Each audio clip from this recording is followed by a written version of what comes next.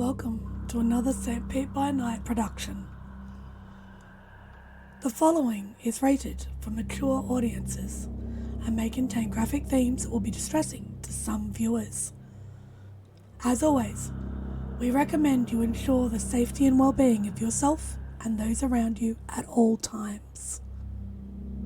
Viewer discretion is advised.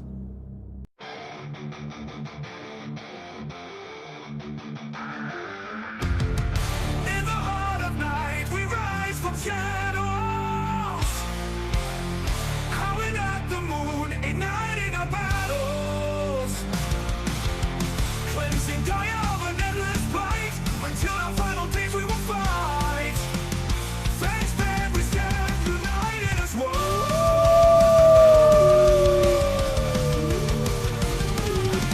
Evil spirits lurking with horror and dread.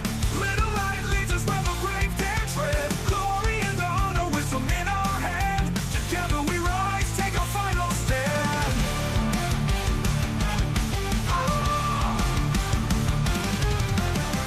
Everywhere we run, the wind is at our back. All the warring forces we will track. From the depths of the ocean to the clouds in the sky, vampires tremble as we learn to fight. Rage across Tampa, in this fight we'll stay. Evil spirits lurking with horror and dread. Little light leads us where the brave dare tread. Glory and honor, wisdom in our hand. Together we rise, take our final stand.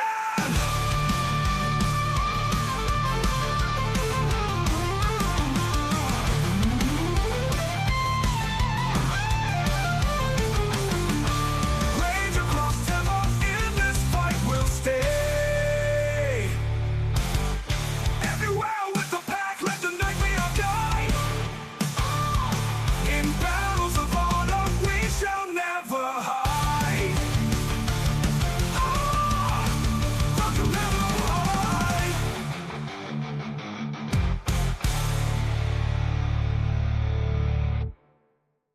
Good evening and welcome to the St. Pete by Night Entertainment Network. St. Petersburg by Night is a World of Darkness role-playing community originating in St. Petersburg, Florida. My name is Kent, also known as Misha Kent on all social media, and I will be your storyteller tonight. It's Friday night, and you know what that means. It's time for Hounds, our Werewolf the Apocalypse 5th edition chronicles set in Tampa Bay, Florida, where a pack of young guru have traveled from Michigan to assist the Sept of the Evening Star in combating the forces of the worm, both physical and spiritual. You can follow St. Pete by Night on all of the social media listed in the description down below, and you can join our community by following that Discord link where you could take part in one of the many activities we have running all month long. We are now offering for players to run or play in 20th anniversary or Chronicles of Darkness games as well, so head on over and join our community today. Now let's introduce our players. Players, go ahead and introduce yourselves if you please. Hey there, everyone. My name's Nikki, and I will be playing Delphine Gaia Speaker, the Silent Strider Theurge. Hello everybody, my name is Jay, the clown they tell you to stay away from, and I'll be playing Forged from Failures to Bonar Rune. Hi, I'm Nevers, and I play Quinn Kelly, the Ragabush Children of Gaia. Hey everyone, my name is Ben, and I'll be playing Raymond Gorn, the Ghost Council Philodox. Howdy, hello, Internet. My name is Echo, and tonight I will be playing Will-O-Wisp, the Galliard of the Children of Gaia. It's too bad nobody told Juniper about that clown comment. Anyway, let's get everyone caught up to date as to where we are now. Last week, our episode began with Forged and Juniper in the hospital and in the custody of one Aaron Foles, who was last known to be a part of the Hell Sept, now seemingly changed in some capacity. They were then loaded up into the back of a prison van and taken to Tilden Mine. We then saw Quinn go to speak to Aspen and Stakes about becoming a kinseeker, and after some back and forth questioning, it was determined that Quinn could resume their kin-seeking duties, but under the watchful gaze of Stakes, because this sept works a little differently than the sept that they come from, and so they wanted to make sure that Quinn was up to date on the events that take place within this sept, as well as the policies that they follow. We then saw Delphine and Ray try to hash things out, but really just deflect back and forth like it was a game of tennis, before deciding that, yes, they were going to tell Jordan about what was going on and what the truth was behind the scenes. After the break, we saw Willow speak to the patron of the pack, Ember, where they got a little bit of advice, a little bit of guidance on how to move forward, saying that they should not stifle or silence their voice, but they should speak up because such honesty and directness is appreciated, and to let their fire continue to burn within. And then finally, Forged and Juniper arrived at Tilden Mind to be confronted by Jacob, who had Cooper in his possession, as well as a few Black Spiral dancers.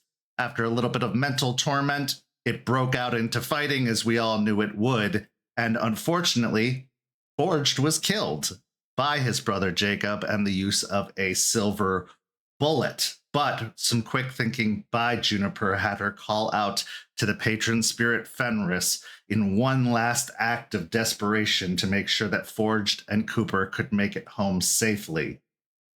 In exchange, she sacrificed her life in order to bring Forged back and to defeat their enemies, allowing Forged to depart. But he wasn't able to leave smoothly. He was encountered by Aaron Foles, who basically said that this was what was necessary and that this was the course of action before the end.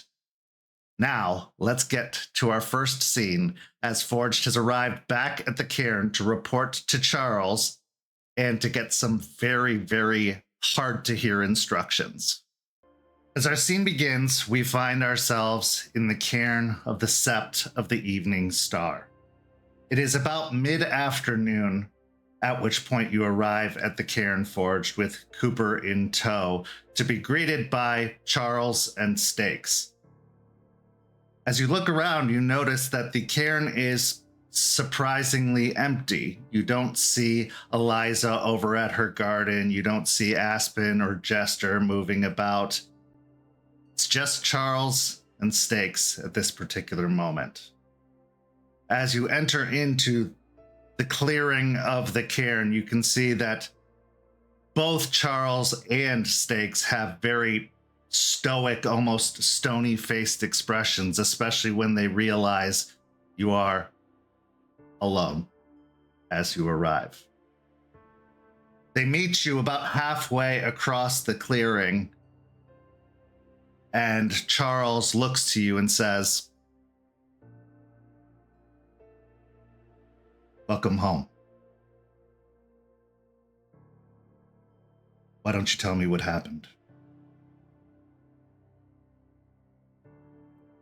Grim expression comes over Forge's face as he begins to recall what happened. As he'll begin by saying, everything started out okay. We got there, we decided to investigate my parents' place, the place where it all went wrong first. We tried to cover our tracks, but I guess my brother had ways of knowing we'd be there. He wasn't there, but sister answered the door. She couldn't remember me at all. She had no recollection of me. Even my own mother didn't remember me when she saw me. Found out that Jacob took my kid and changed their memories to think that I never existed, and that he was the only son who had a kid with Aaron, who apparently survived the attack.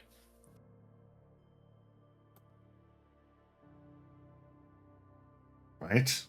You can see that Stakes gets even more, her brow furrows even more at the mention of Aaron still being alive.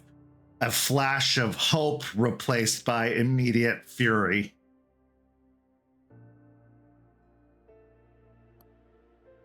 Right. We got some information about where he could be. Apparently he had a place near the mines where the battle was in that area. Me and Juniper decided we were going to check the Hell Sept to see if anything else was there. There wasn't massive bio presence like we thought. There wasn't terrible Bane spirits running all around, at least from what Juniper said. I don't know where they were. Apparently, from what my mother described, that Jacob said he had coworkers in the area still, but we didn't really get a base of operations. After that, going to the Hell Sept, or Hell Saloon, someone marked it as their territory. I don't know who, but once we entered, it's like he forced trails off as he struggles to find the words to describe what he saw in that torture room, this terrible room. He holds his son a little tighter. It's all in there. Pictures. There's a room with pictures of everyone in that battle, of people we've known in the Sept, flayed, torn to pieces. They even skinned Red and put his hide up in the room. Stakes remains extremely silent, but you see that her lips are clenched so tight that a small trickle of blood has started to run out of the corner of her mouth. Charles glances briefly at Stakes before looking back at you. If I had to guess, it was Jacob playing mind games. Probably. Juniper saw something that caused her to flip out, and I assume they had a gas leak set up for that occasion. I tried getting her out, but the explosion was triggered. She was left horribly injured and in a frenzy, and I had to knock her out, and I had too many wounds before that happened, and I tried to get her to safety, but passed out in the forest. And when we both awoke, we were in a hospital and cuffed with silver handcuffs. Erin walked in, and she wasn't the same. She weird nihilistic mindset, taunting us and trying to break us down.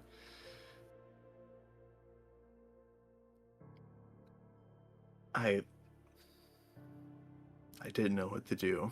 She said she was going to take us to my brother and my son if we follow her with no conflict, no messing around, and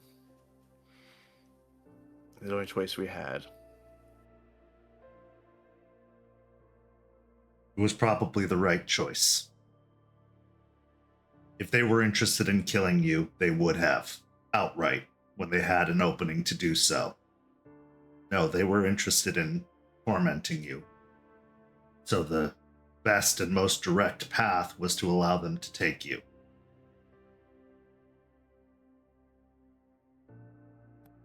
Right. They took us in some big armored van. They pretended to be police officers taking us to jail, and they took us to the mines. They resumed operations there. It seems almost, I guess, more so than before. It looked like they're all working as hard as they can just to tear up the earth, to just destroy everything in there. And we were taken through the darkness for a while into a locked room where they chained us up with silver chains. We were left waiting till Jacob arrived with my son and a few other black spiral dancers. He unchained me, tormented me, talked about needing to make a choice about either I kill him or my son or Juniper, and how awful I was doing everything he warned me about, Charles. And he almost got me, but I turned the gun on my brother to try and end his suffering, at least, maybe to let him finally rest. But I missed, and a fight broke out.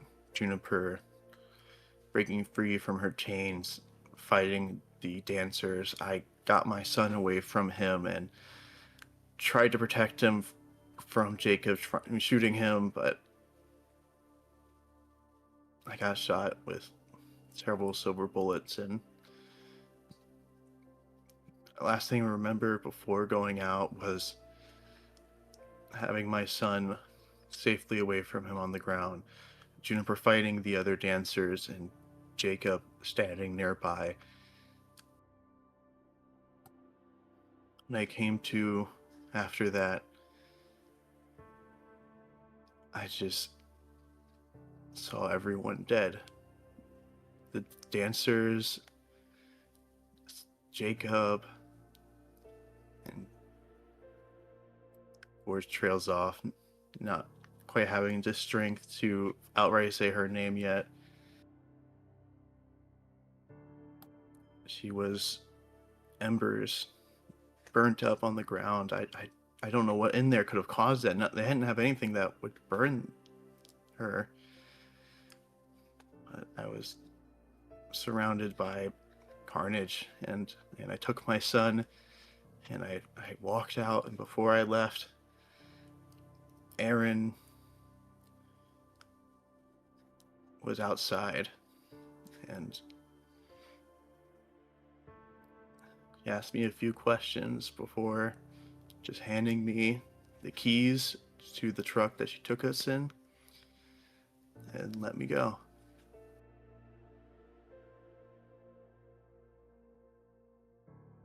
Charles nods as he listens to everything you say and absorbs it.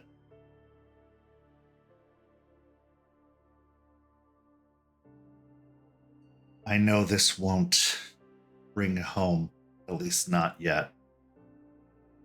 But you shouldn't blame yourself. You were put in an impossible situation, and it's lucky either of you made it out.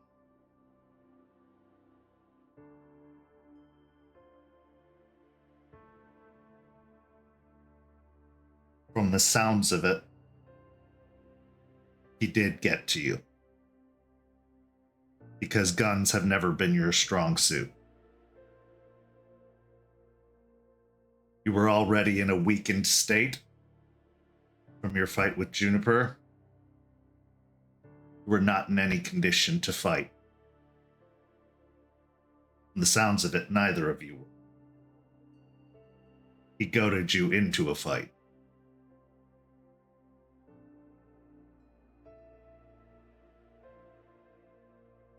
I just didn't know what to do. I didn't want to kill Juniper.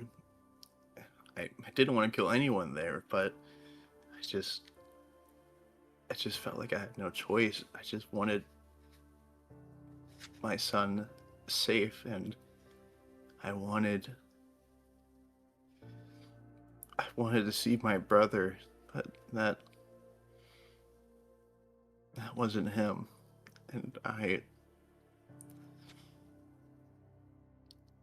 Boris just falls silent. He looks down as clutching his son tighter. At this point, Charles steps up and puts a hand on your shoulder and says,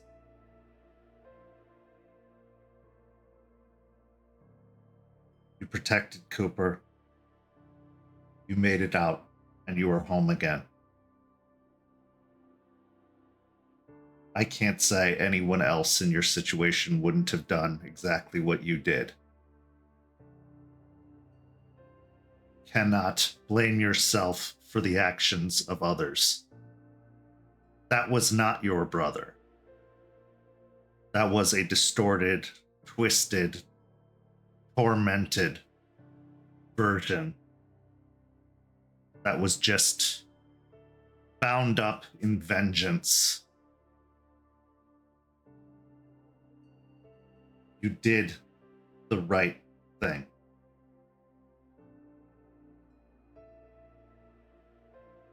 And I'm proud to say that I was wrong about you going up there. You have returned and you have saved an innocent child from a much worse fate. But such things always come at a cost. And unfortunately, Juniper was that cost.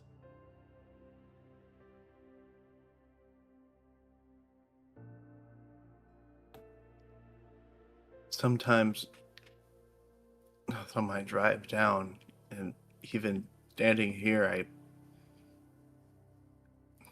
I think sometimes I'm just gonna wake up and be back in that room or in that hospital, you know? Like,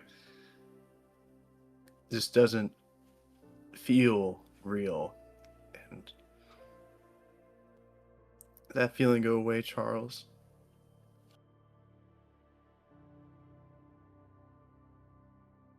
That active feeling of being there does. The weight and pain you feel from it does not. Just get used to carrying it. And it is a hard thing. But that is our life. That is our existence. It is an existence of sacrifice and loss in hopes of eventual triumph.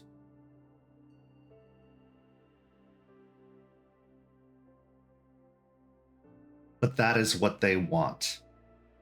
They want you to stay in that room. They want you to stay in that hospital. Because as long as you are bound up in those memories, you will not fight, not to your full potential. You are no longer a threat. The best thing you can do now is not let this sacrifice be in vain. Is to push forward, to continue on, to let Juniper's sacrifice be honored and respected, not regretted and shamed.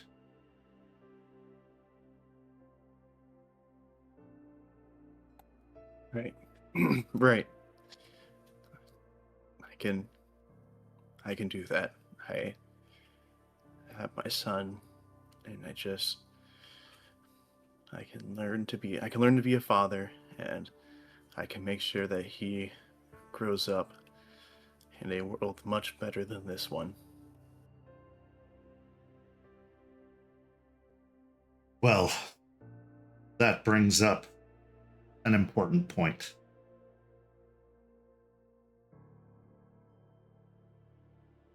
Your son cannot grow up in the Sept. Speaking from experience as one who was raised in this culture from a very young age, to do so would be to deprive them of a normal human life. To expose them to a fate that they are not necessarily prepared for. In fact, we don't even know for certain if they could stay in this area safely. At this point, Stakes speaks up for the first time, clearing her throat, spitting out some of the blood from her mouth onto the ground. Actually, we do. Cooper is kin. I detected it when they first arrived in town.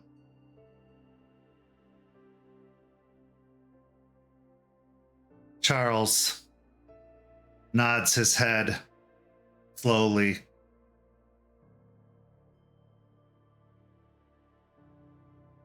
All the more important then that he is given a chance to live a normal life, because it won't be long.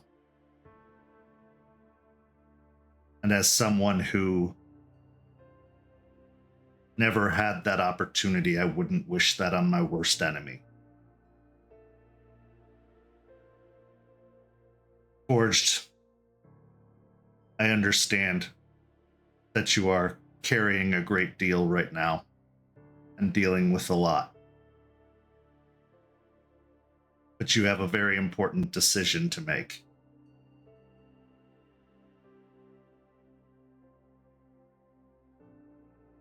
You can either walk away from the Guru existence to help raise your son and be a father until he comes of age and his change occurs, or you can stay and continue to fight. But we will have to find a home for Cooper until that point. Likely with a family of Ghislaine at another sept.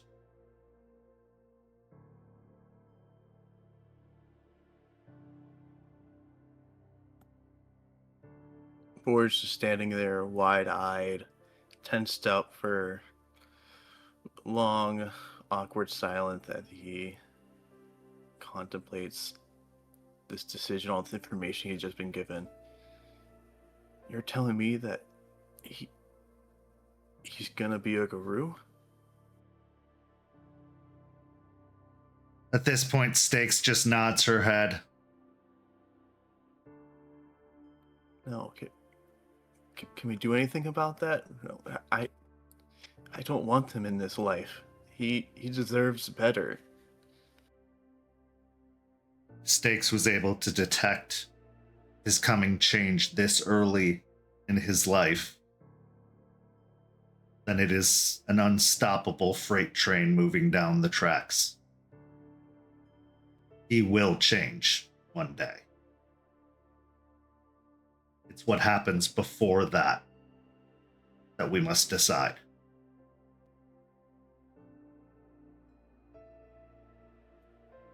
He looks to his son, Cooper, as said, no, please. No, come on. I did all this to protect him from this, and now he's going to be following in my shoes in all this. He's going to be stepping in this fight. Fuck. There was a time that seemed to be the only way Guru were made.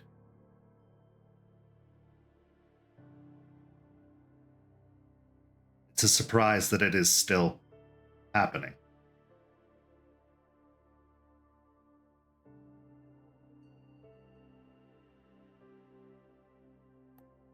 I guess Gaia has a funny way of working, huh? Well, consider this. If we knew, they likely knew too. And Cooper could have been raised as a black spiral dancer, which is a much, much worse fate.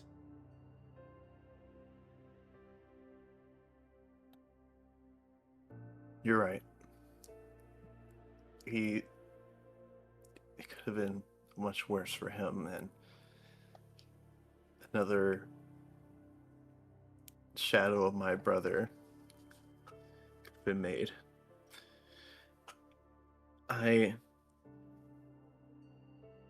how long do I have to make this decision?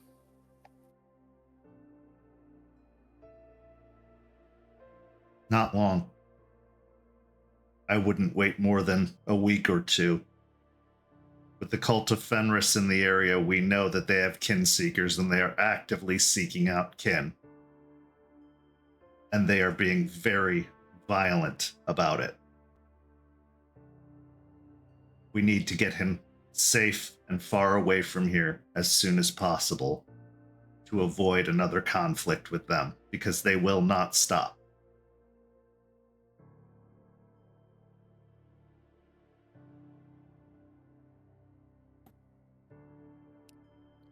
If we manage to deal with the dancers and the cult of Fenris and make things better down here, especially all the leeches, is there a chance he can come back if things are good? Charles takes a deep breath and lets out a long sigh. Most likely no. Because the threats never cease in this life. Whether it's Pentex, the dancers, the cult, the leeches, even humans pose a threat to us. If you want him to be safe and have the best chance of a normal childhood, normal as it can be, considering the circumstances so far, he will need to stay away until his coming of age.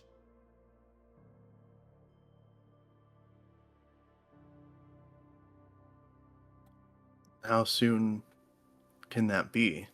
Coming of age, if it's gonna happen no matter what, it probably will happen on the sooner end, right? Possibly. These things tend to be unpredictable. It is usually around the time of coming of age for humans, anywhere from 16 to 20, but we have seen some happen later than that.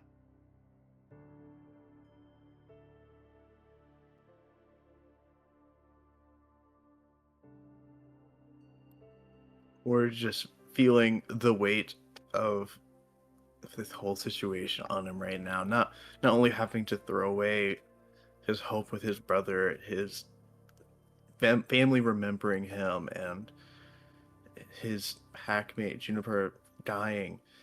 Now he has to either give up on this fight until his son becomes of age and just hope that everyone else can make things better, or he has to send away another important person to him so that he can try and make things better for them. And as it kind of weighs on him, he'll say, or he's sent away, can I spend time with him at least? 1 week. I think that's already pushing it, but I think we can make sure you have at least a week together. After that, I think the best course of action is to take him to the Georgia Sept. It is one of the more quiet and peaceful septs, and they likely will have connections, at the very least, for where he can go.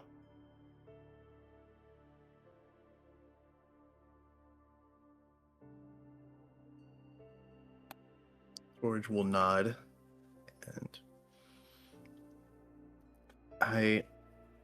okay. I will make sure he's ready to go by the end of the week. You could go with him, if that is what you desire. But either way, He needs to have a real childhood. Can you give that to him?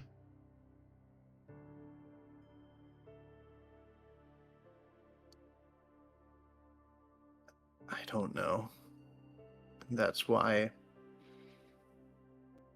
it will be best for him to go.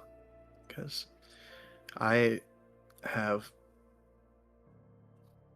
to make up for what Sean and Juniper gave me, their sacrifices.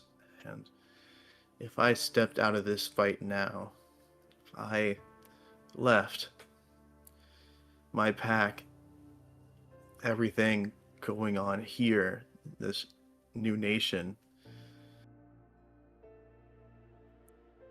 I don't think I would be honoring what the chances they gave me to make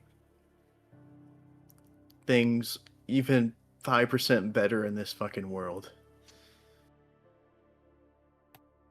I've seen the depths of the spiral of what they do, what the twisted things they've done. I've seen them tear up the earth for no reason. They just talked about some clean slate and how things just are terrible now, so they need to be destroyed. And I can't let that get to him.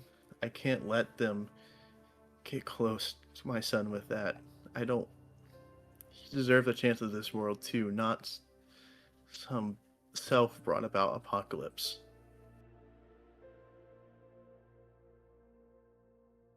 That's a very mature decision and a difficult one to make. And I believe it is the right one, Forged. I believe there is a lot you can do for this sept, for this nation, and for this fight, but more importantly, for your son. Because we need to think about who comes after us.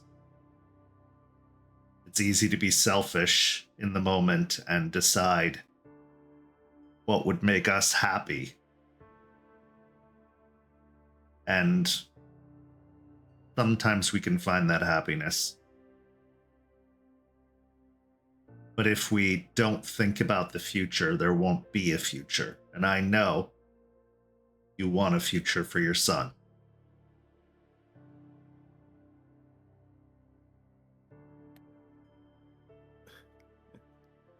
Crazy how it took all this for me to realize that and to at least grow up. I wish it didn't have to come at the cost of Juniper and Sean giving up his life too, but I'll make sure to do them both proud, to at least leave a world that they would have liked behind. Good. We all see something in you, Forged. They did too. Or else they wouldn't have done what they did. Take some time. This is a very difficult decision, and you will likely go back and forth on it over the week. But when the time comes, I truly believe you will make the right decision. For yourself, for your son, for the sept. At this point, he gives your shoulder a squeeze, having not removed his hand the whole time.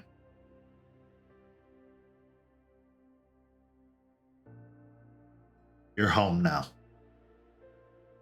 You are safe. And we will do everything in our power to make sure Cooper stays that way, whether it's here or elsewhere.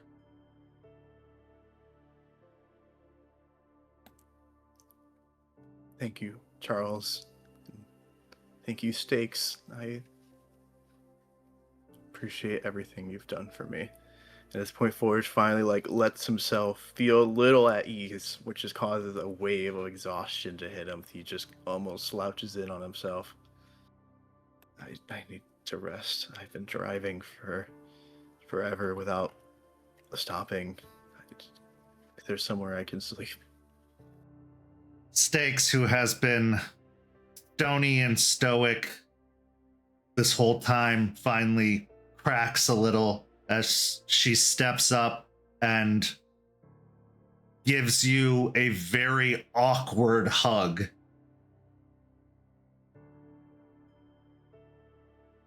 I'll take you home, Stakes says. Thank you. I will watch the child while you sleep.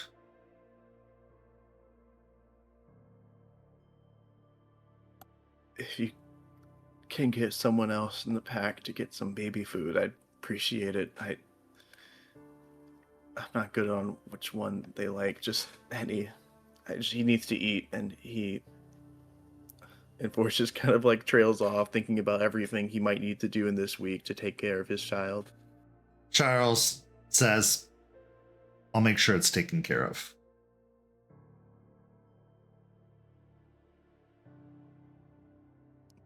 After, Forge will make sure to give a tight squeeze to Stakes, kind of allowing this moment to give him the little bit of boost and energy he needs to at least get home, to at least get somewhere safe to rest. That's after he pulls away, he'll stand up a bit straighter and says, all right, let's go. I should be good enough to make it back. As you and Stakes depart the cairn with Cooper, what's going through your mind after all of this? Forge is trying really hard to fight against the overwhelming feelings, negative emotions that have kind of brought about by what happened in Hell, about the loss of his packmate, about the loss of his brother, of his family, the sense of grief, shame, and almost hopelessness over what he saw, about what Aaron was saying of more to come and how this won't stop. He's fighting against it, focusing on his child, about how he has his son to take care of, someone who needs him, and a pack who needs him, and a sept who needs him right now to be the rune that they need, the strength, the rock for them to rely on. And when things get better, then maybe he'll have the chance to rest, to feel these emotions. But right now, he can't. He's not sure if he will make it out the other side if he does.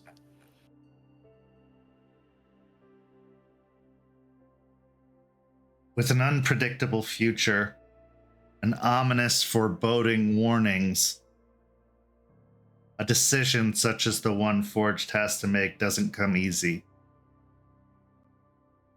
Because darkness is coming. A pestilence is slowly sweeping its way across the land. Will he be ready for it? Will he make the right choice? He has a week to decide. We now transition to our next scene, later in the afternoon, within the cairn.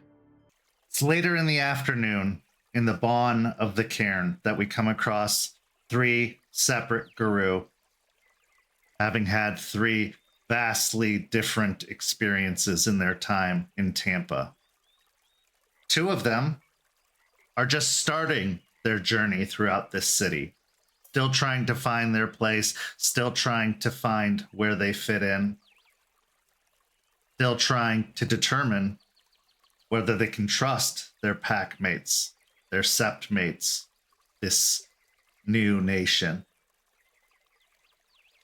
Willow, after your conversation with Ember, you've felt more emboldened in the days that followed, a little bit more confident, holding your head a little higher.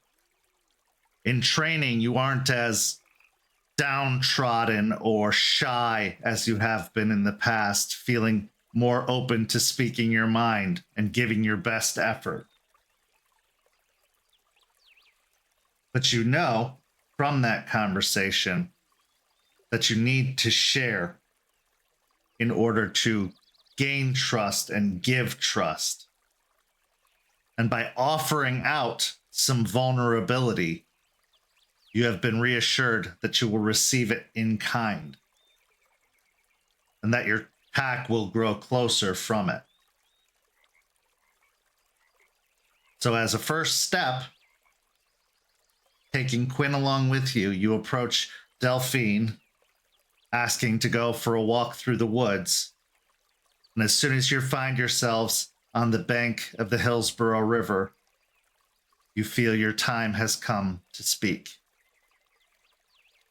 That all being said, the scene is yours.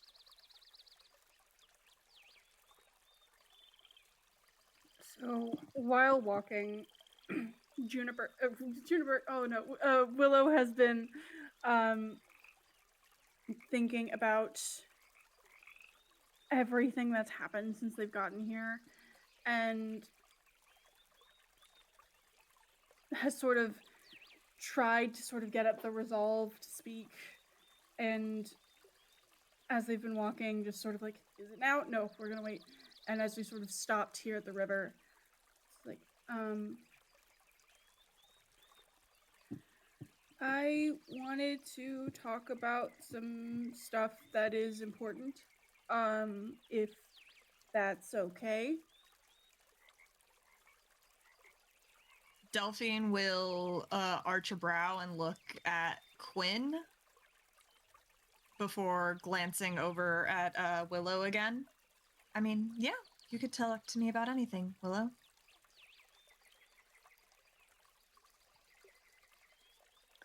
Quinn will sit down on his bum and look at Willow, allowing her to speak whatever she wishes.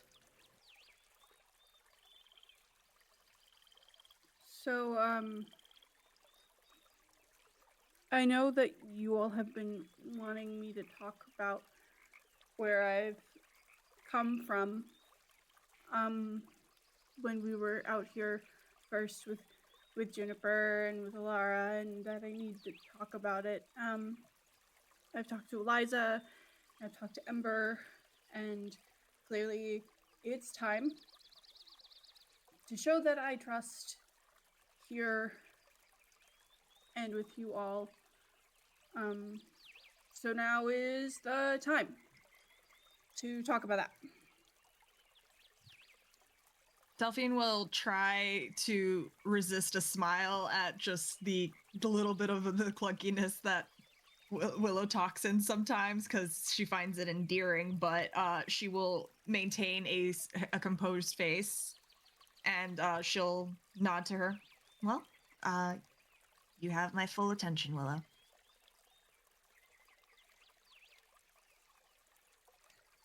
And Willow will take a very deep breath, trying to sort of center their very active nerves talking about this. And you can kind of see the attempts to shake away the nerves in their face. They're not hiding it well. So, before Quinn found me, I spent a very long time in a cage, being poked and prodded and stabbed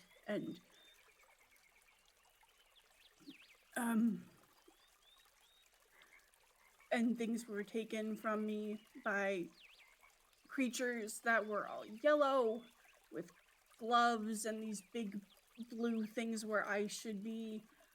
And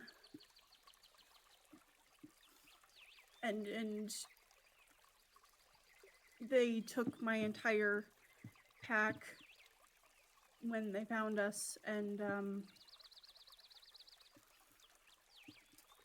And it was when I heard the screams of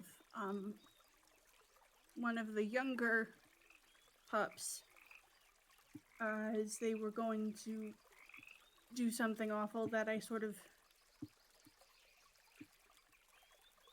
exploded. And there was banging and tiny things in skin and screaming and blood. So much blood everywhere. And then we were out. We were all out. I think I got everyone out, and lots of people were dead. And then Unicorn found me, and then I found Quinn with Unicorn after they gave me this and motions to the choker they've been wearing forever, and gave me the shadow shard thing. And yeah. So, all of that. Delphine will have listened, her face growing a little bit more concerned and sad and angry at everything that Willow was saying. Towards the end of it, she'll have pulled a pen out of her pocket, one of the clickable ones, and she'll just hand it to Willow, and then just gesture to the clicking part. Helps with my nerves, if you want to try that. Sort of does it once just to see, like, very slowly clicks, and then immediately understands and then starts clicking it, like, incredibly rapidly. They also gave us things to eat that weren't food, and then whatever that was, sort of took the rage out of me a little bit. I don't know what that was, but there was also that, and then also the taking of things from, like, motions to their stomach, like from here, and then the stuff in my arm, legs, and we'll pull up their sleeve that's been down and hands covered, and you will see, like, injection zones all over their arms that haven't fully healed. Like, they were done incredibly improperly and very quickly. And is there a role that Delphine could make to ascertain what, like, she's basically trying to translate what Willow's saying, like, what she could mean by they took stuff based on, like, looking at the marks? Sure. Give me a intelligence and either medicine or science.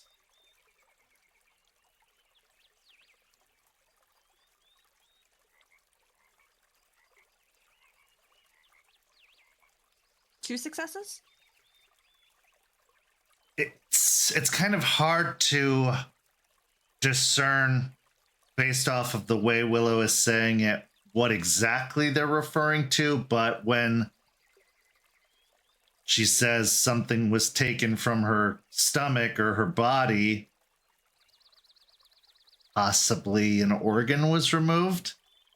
Most of the, let's just call it what it is, track marks on their arm are likely from sedatives, but it's also possible that they could have been experimenting. But we can't really say based off of the details that were given. Delphine will have been studying without touching Willow. Just keeping, like, observing the marks and everything, and leaning back before frowning deeply. So you were part of an animal testing facility. I guess. And I know that there were symbols on the walls and things that meant things and were probably words, but I don't remember. So, like, when I told Alara that I don't have the thing that she thinks I have, is a lot of my instincts and stuff. I don't have. I don't have them. You don't. She pauses, trying to digest those words, just because in her mind that feels like something that can't be physically taken. And she'll look at Quinn quizzically. Was it around where, so you're the one that found her, did you have any knowledge of a facility like this in the area? Storyteller, would I have had knowledge? Probably not, to be honest, because if such a facility even cropped up in the area near your sept, they would have taken care of it as soon as possible. So it was probably pretty well hidden or covered up. Quinn will say, no, we weren't told of anything. It was just kind of, I found her after she ran. Concerning that a place like that, so close to Vermont, was basically undetected. But Well hidden. Sometimes it happens, sometimes it slips through the crack. Could have been new, too.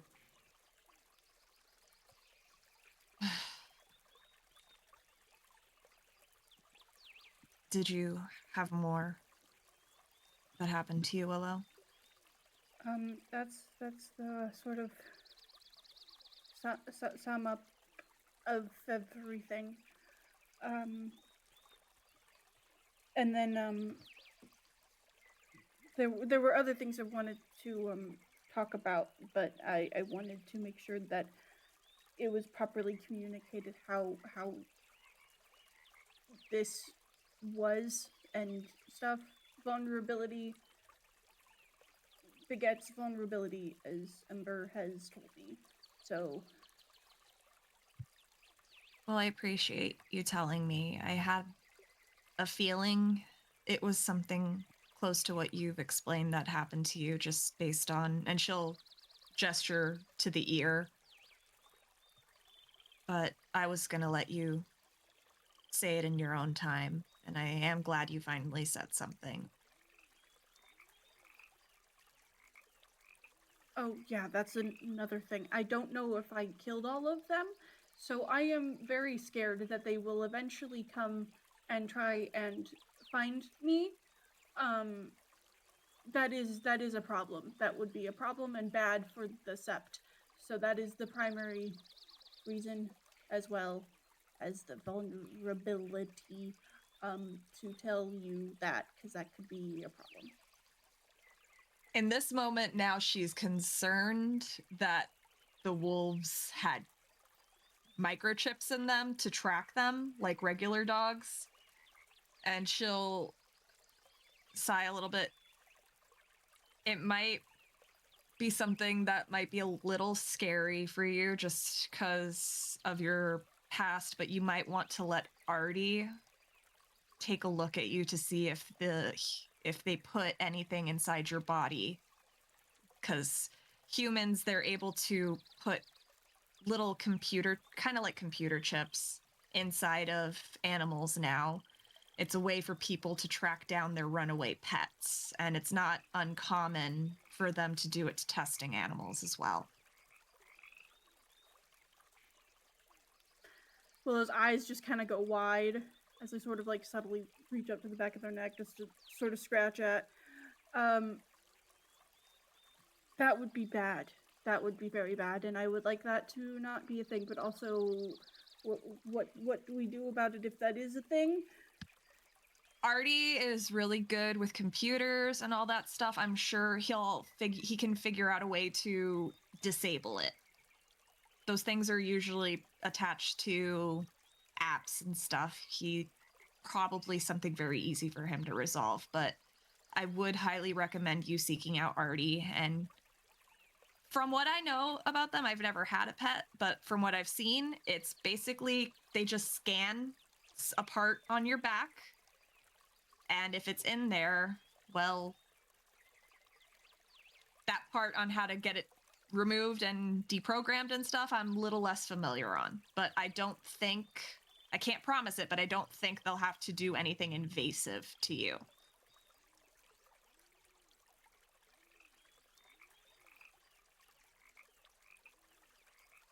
They just take a deep breath in very slowly. Okay. Yeah, okay.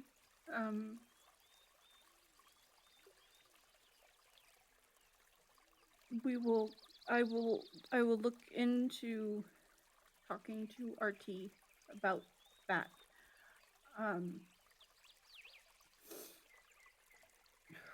Okay. Do you have any other questions for me about any of that before I move on to the other thing that was important to talk about? Honestly, Willow, I don't. It sounds like you went through something very bad and very scary. The only thing I can think of is, do you know if your pack was able to locate somewhere safely? Yes, and they were. That sort of leads me into the next bit. Like Willow's trying to choke back tears and it's not going very well. Ember gave me a vision, a few visions. One of them being my pack moving through the woods looking for something.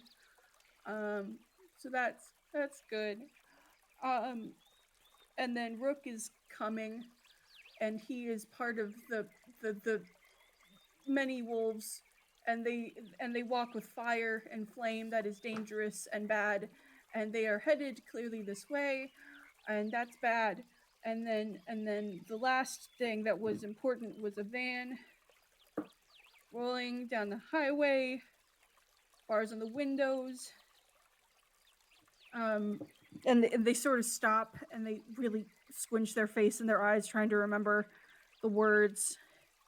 That Livingstone County Detention Center that left behind a long worm-like shadow heading this way, meaning destruction, pain. So, above table, Kent, I did a lot of reading when we were going to hell initially for the mission to try to get iron and get the subs to work with us. Do I know that Tilden mine was in Livingston County? Well, Tilden mine isn't in Livingston County. Hell is close to Livingston County. Okay. All right. She pauses at the mention of Livingston County and thinks of the mission that Juniper and Forged are currently in. And she sighs a little bit. I have an idea of what the truck is about, but I'd rather focus. And she'll look at Quinn now a little sternly. Would Rook have gathered a bunch of other Guru to just track you down? Probably not. I don't know what other Guru he's obtained that aren't part of this sept. I doubt he would go Fenris. He's a Red Talon. They wouldn't do that. I will say they were big and angry. Wrong angry, bad angry. But to come after me, I don't think so. Maybe, and I kind of look over to Willow and then back at Delphine. Maybe to take things back.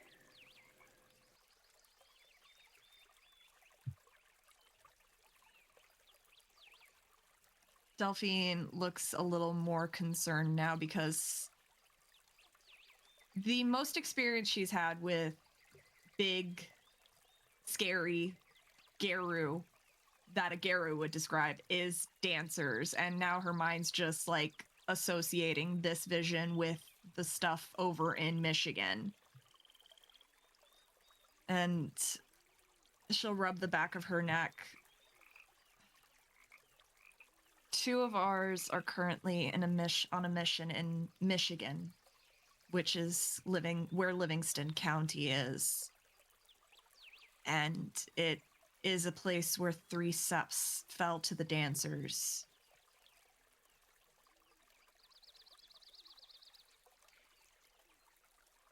I don't know why Rook... And she just trails off. And you said Ember showed you these visions? Yeah, I was asking her some questions about some stuff, and she's really great. I really like her. And she said those were my past, my present, and my future. Were those 3 separate things? So with that context, and you said you saw your pack first, the Rook, and then the van? Yes.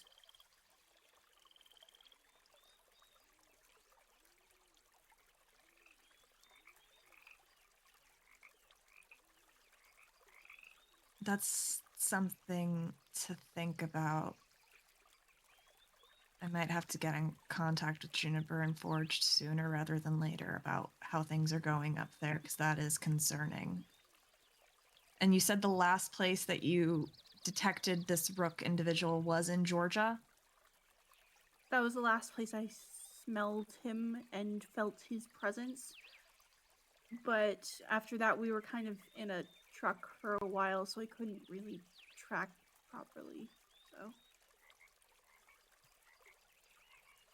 Would you consider, Quinn, Rook a threat to this sept? Quinn ponders this for a moment. I think if what Willow's vision is showing is he's doing something else that I would assume him to be doing, then yes, he is a large threat to this sept. Thing is, visions from spirits don't always mean... They aren't always interpreted correctly, and she'll wince a little bit at that. So... it could be that this Rook individual might be something, it might be involved in something we could be potentially combating here soon. It could also be that he's, I don't know, but I'm hesitant to make any assumptions on a vision. I don't know this individual, I just know what you've told me about him, and all I do know is that he is a Geru of the nation from Vermont, very close to the sept of the North Country. I would have a hard time imagining a Geru like that of doing anything that would be outside the laws of the litany. I agree. I do think we need to maybe be alert for if he does show up around here. I know that Saguru and others show up seemingly spontaneously in Tampa. And I'll have to mention this to Charles just because as the warder and with some of the leadership currently indisposed on a mission, we should keep alert while they're away.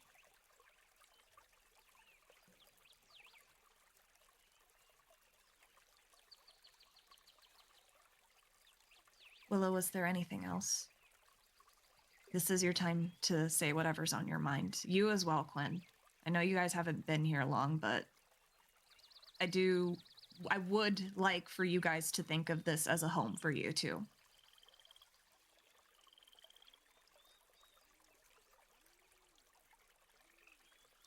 I do have a mild grievance I would like to mention. Okay. And we'll sort of look at Quinn. I am not a puppy. Yes, I'm aware of this. No, you're not. Okay. Everyone else here, as much as I care for you because you are tribe and you have done things I will never be able to repay, you still see me as a pup and not an equal. And that is wrong.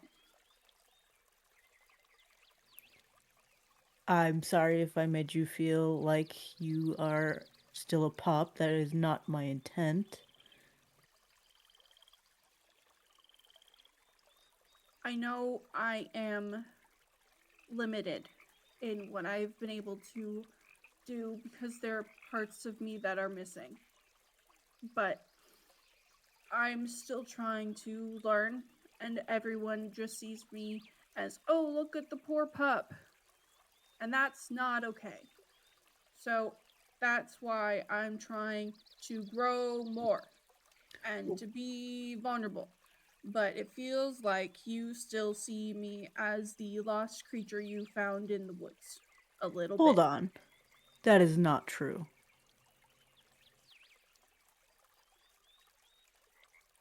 Out of everyone in this sept, I'm the one that's been telling everyone that you are smart, that you are growing, and you are trying your best.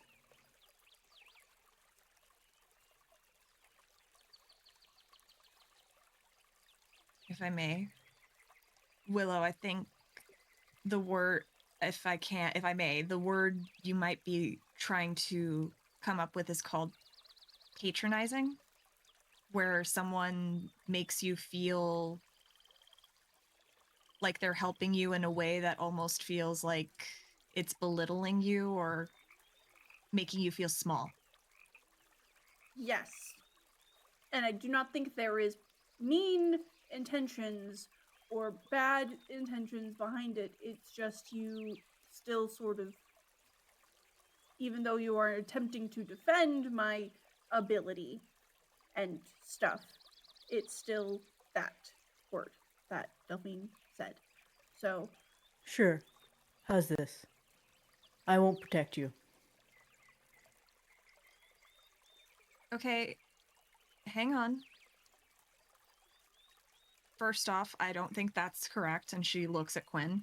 I think no matter what, all packmates and set members should protect each other. But also, Willow, you've seen Stakes, right? You see how she looks the same age, if not younger, than myself and the rest of our pack. yes. She still calls us her pups. She found every single one of us. She found me, she found Forged, she found Ray, and she found Juniper. And she still calls us her pups. Juniper calls her mom. But she is still our equal. In fact, I'm the pack leader, and I still would say that she ranks above me.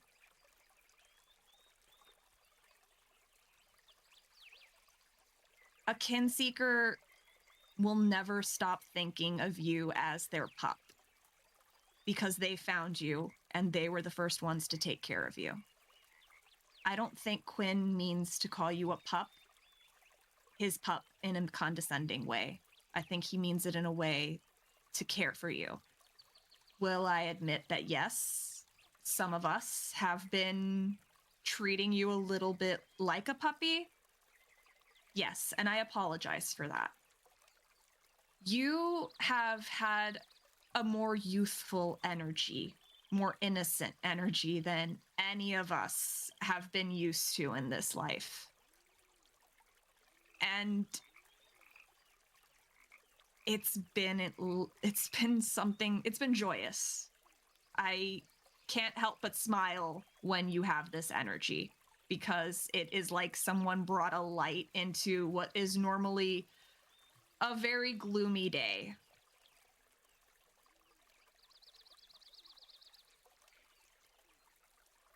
Well,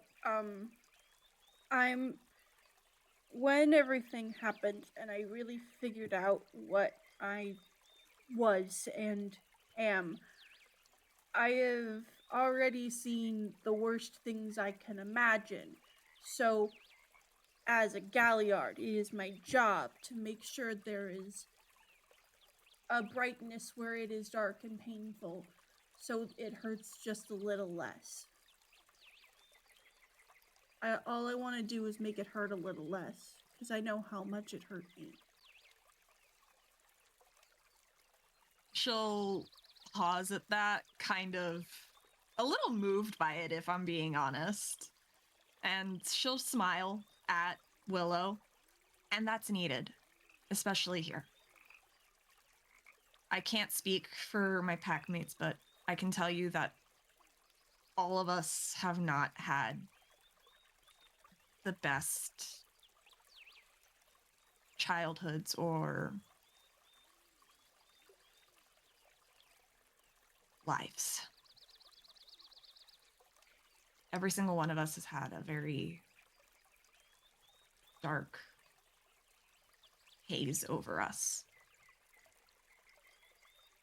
And I do think that you bringing that energy is something that this pack very much needs.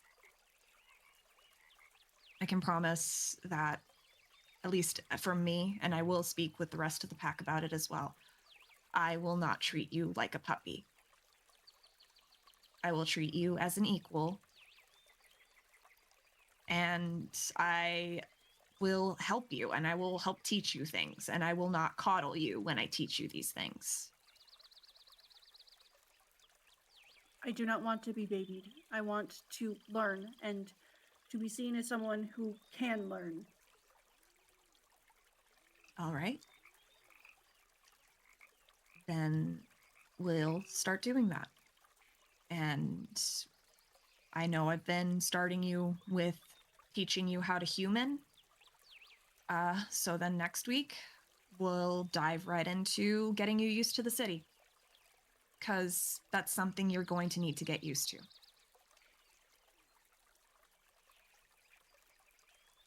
Okay. I can do that. That is something I can do. I will learn and I will grow. Now, and she'll look at between Quinn and Willow. I do think that you two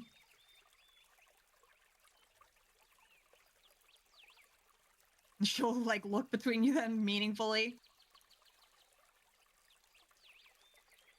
Yeah.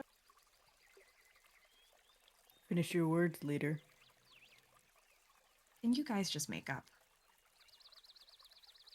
I said it was a small grievance. I didn't say it was a big issue. It's not a big issue. It's just like a thing I wanted to bring up because now is the time to bring things up.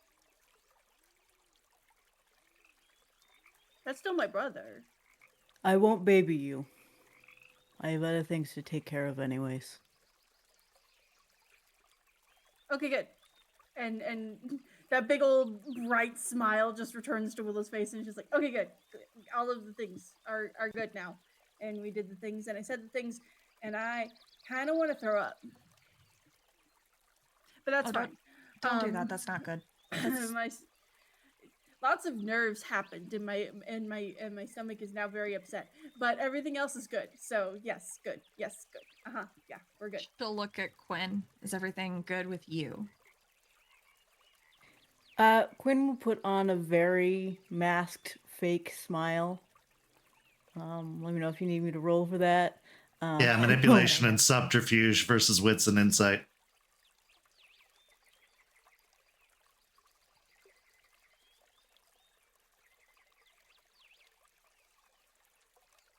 Rage 1? Yeah.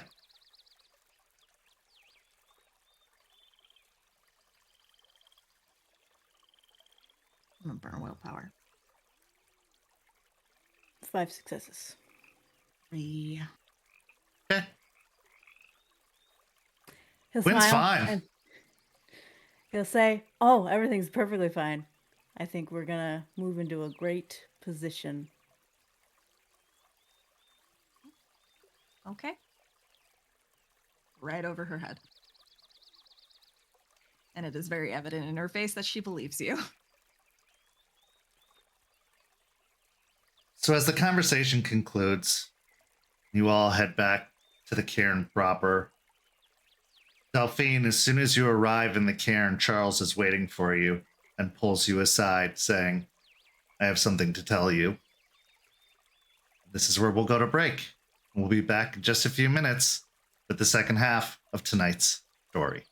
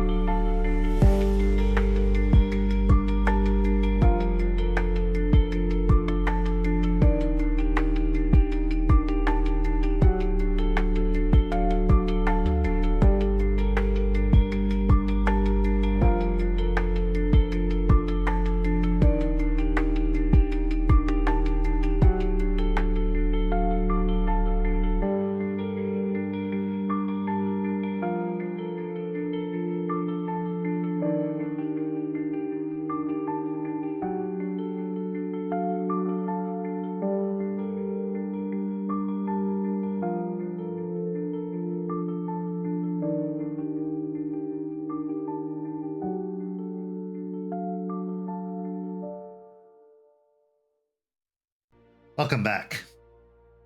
It's later in the evening that same very day. Early evening, to be precise. The sun setting on the horizon. And Raymond and Delphine have a very important appointment. An appointment with the newly minted Ghislaine Jordan, who is about to learn just how deep the rabbit hole goes in this world. But before that, Delphine was given a very important update as to the status of things happening in Michigan. Now, Delphine, it can be easily assumed that you went by the house to try and find Forge, but were greeted by Stakes, who simply told you he's sleeping. Go away. He'll talk to you later. At which point you went to meet up with Raymond. The heaviness of all this information, as well as all of the unknown coming along with it. But you're a professional. You're a leader. You're going to do your best to not let it affect you. We'll see just how well that goes as the two of you arrive in the neighborhood of Raymond's house, now Jordan's primary residence. Pulling the truck up out front of the house, since I assume Raymond drove. The scene is yours.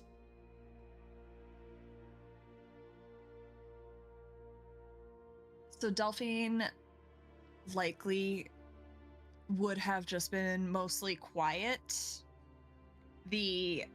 for the drive, just like chiming in here and there, but mostly with like just a couple of acknowledgments if Ray tried to make small talk.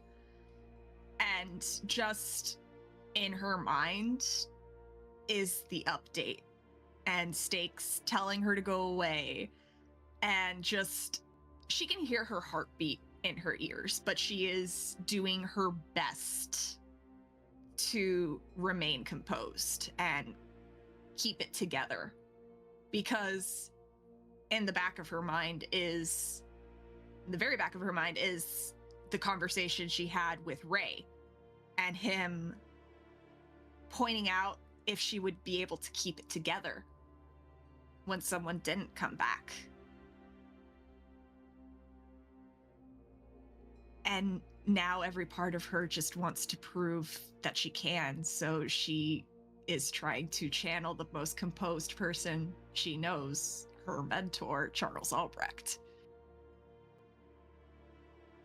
There's also the lingering tension from the conversation. Though a lot was laid out on the table, not everything was resolved. A plan of action was set forward to approach Jordan and to fill him in on what had happened. But Raymond, how are you feeling at this current moment, considering everything that's happened so far?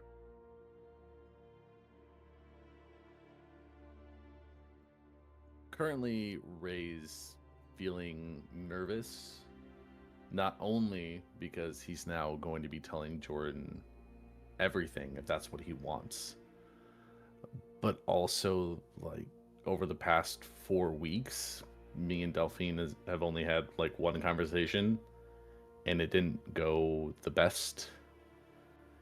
And so now going together to try and fill him in, hopefully there's not any lingering repercussions from that conversation.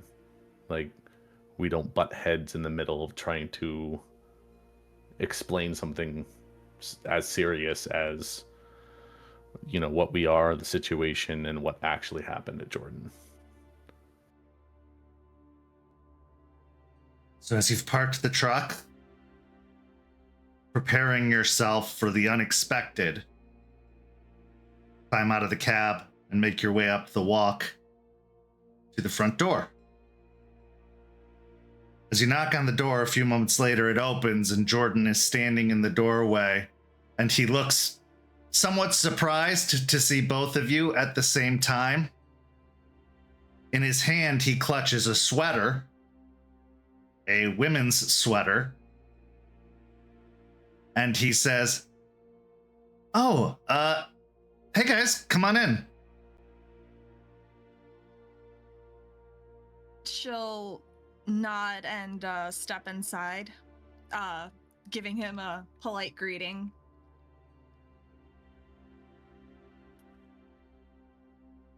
What's up? I'll follow after Delphine, kind of patting Jordan on the shoulder as I'm walking by. So, remember the last, big conversation we had, and I said that I wanted to tell you everything about the situation and what happened, what we're going through and everything, but if I did, potentially there could be some consequences on your end for knowing. Oh shit, am I getting the talk today? He says as he passes the sweater to Delphine awkwardly. She'll take the sweater, giving a nod. Thanks. Sorry, I left it here when I dropped off all that stuff. All good. I want to insight that. Sure. There's something. Yeah, roll wits and insight. What am I rolling? Nothing. Okay. Oh, it's my 'Cause best you friend. told the I truth. want to figure. Yeah, but this is my best friend now, and I'm trying to suss something out. 4 successes. She's right. She left the sweater when she came to drop the stuff off. However, there's definitely a noticeable chemistry here. There's definitely, Jordan making some eyes at Delphine. It's noticeable. Okay, I'll clock that and just kind of save that for later. This is not the time to try to discuss that. But yes, yeah, today is the day that you get to talk. But I do have to preface it. You knowing means that you're all in, that you're a part of what is going on with me and with us. Yeah, I mean, I kind of thought that was obvious based off of the was tied to a chair, now not tied to a chair, still alive thing. I get it. But if we tell you and you don't like what you hear, or it's too confusing, you don't want a part of it, then unfortunately you're out of luck. You're a part of it no matter what. Are you guys in some sort of secret supernatural branch of the government or something? Because this is very if I tell you I'll have to kill you type style, and I've already had enough of that in the life before this life. If we tell you, we won't be the ones that have to kill you. Right, the suit. Okay, well, I'm gonna need a beer for this. Ray, you want one? Sure. And Delphine, can I get something for you? I'll just have some water, thank you. Okay.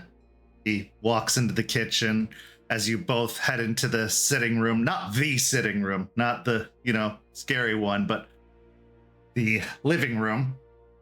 And you see that there's a couch there, a secondhand couch that has been bought, and it looks like a couple of chairs as well, like armchairs, but they are all mismatched furniture. This is definitely secondhand store purchases in the living room, but it's starting to feel a little bit more homey, not as dark and scary, although it looks like the front closet has been sealed.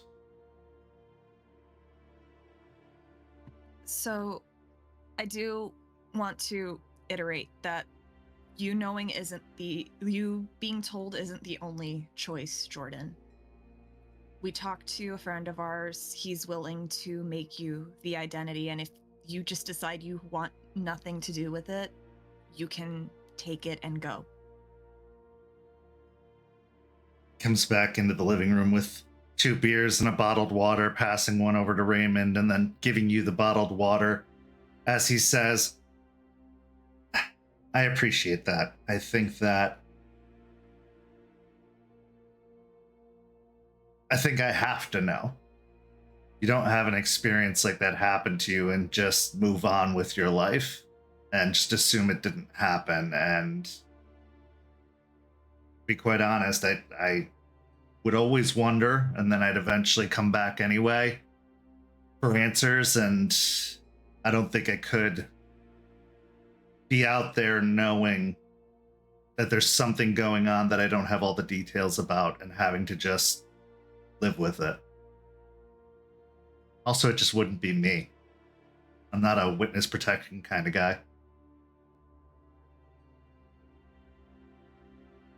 She'll nod and then she'll look to Ray and just nod to him, letting it's his friend, it's his secret to tell. Ray will kind of take a deep breath and let it out, trying to figure out exactly where to start. Because he feels like there's no real good place to start. So, I guess to start, do you want to first know what we are or what happened to you? I guess that's a good starting point. Well, I assume it was some kind of exorcist shit that happened to me. Minus the vomiting. In fact, I felt like I was taking everything in rather than projecting everything out. I guess start with you. Okay, do you have any memories of the hospital when we were there at all? I got flashes of when we got there, but not much after that.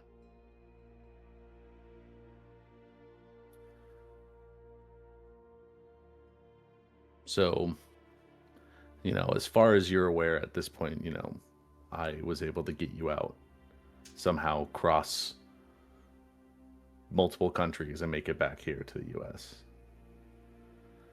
And, I did that by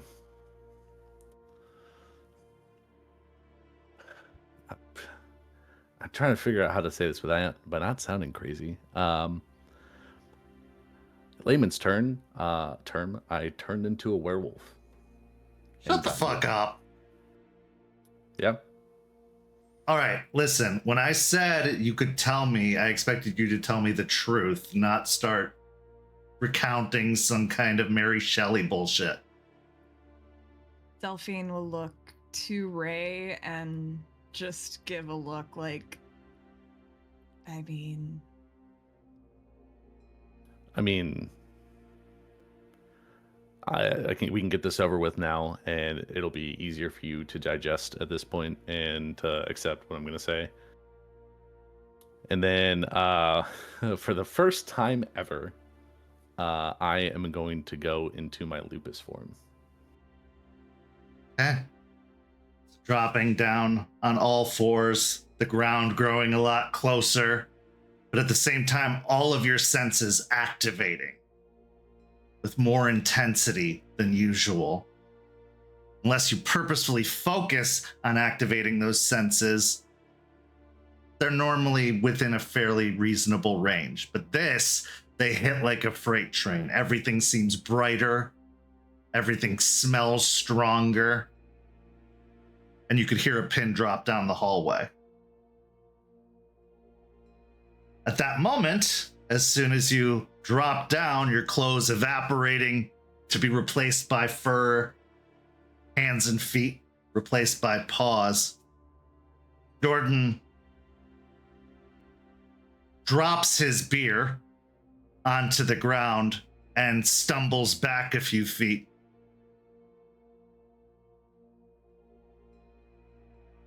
Oh shit.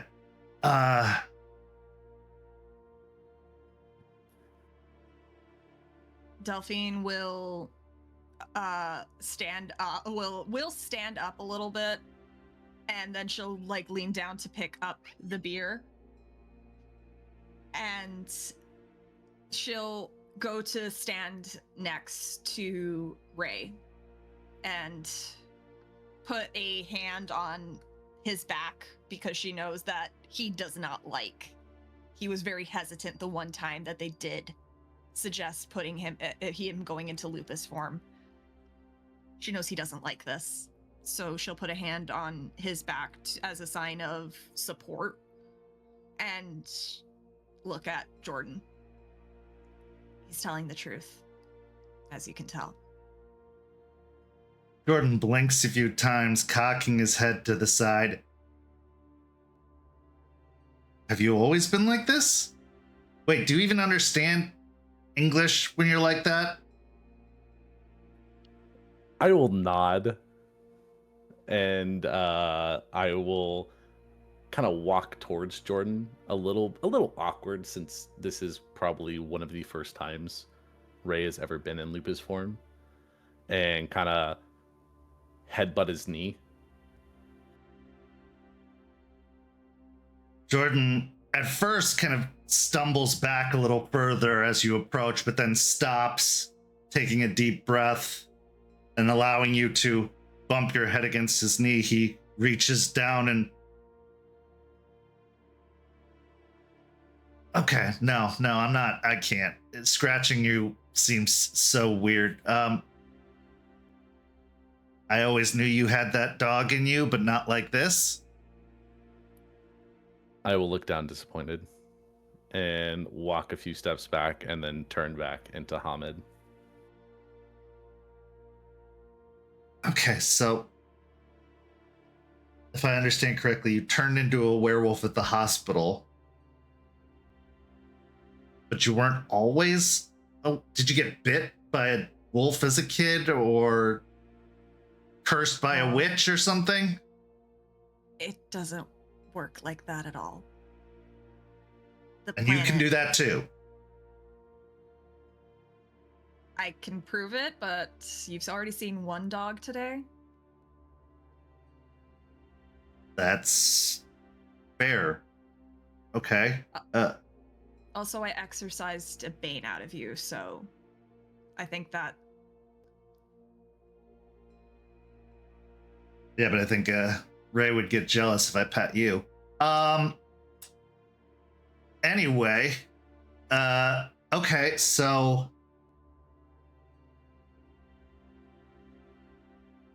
But everything I've seen, movies and like, you can't control it. Is it like a full moon? It's not even a full moon right now. Okay. Forget about 90% of what you know about werewolves. And no, I was not bit. I was not cursed.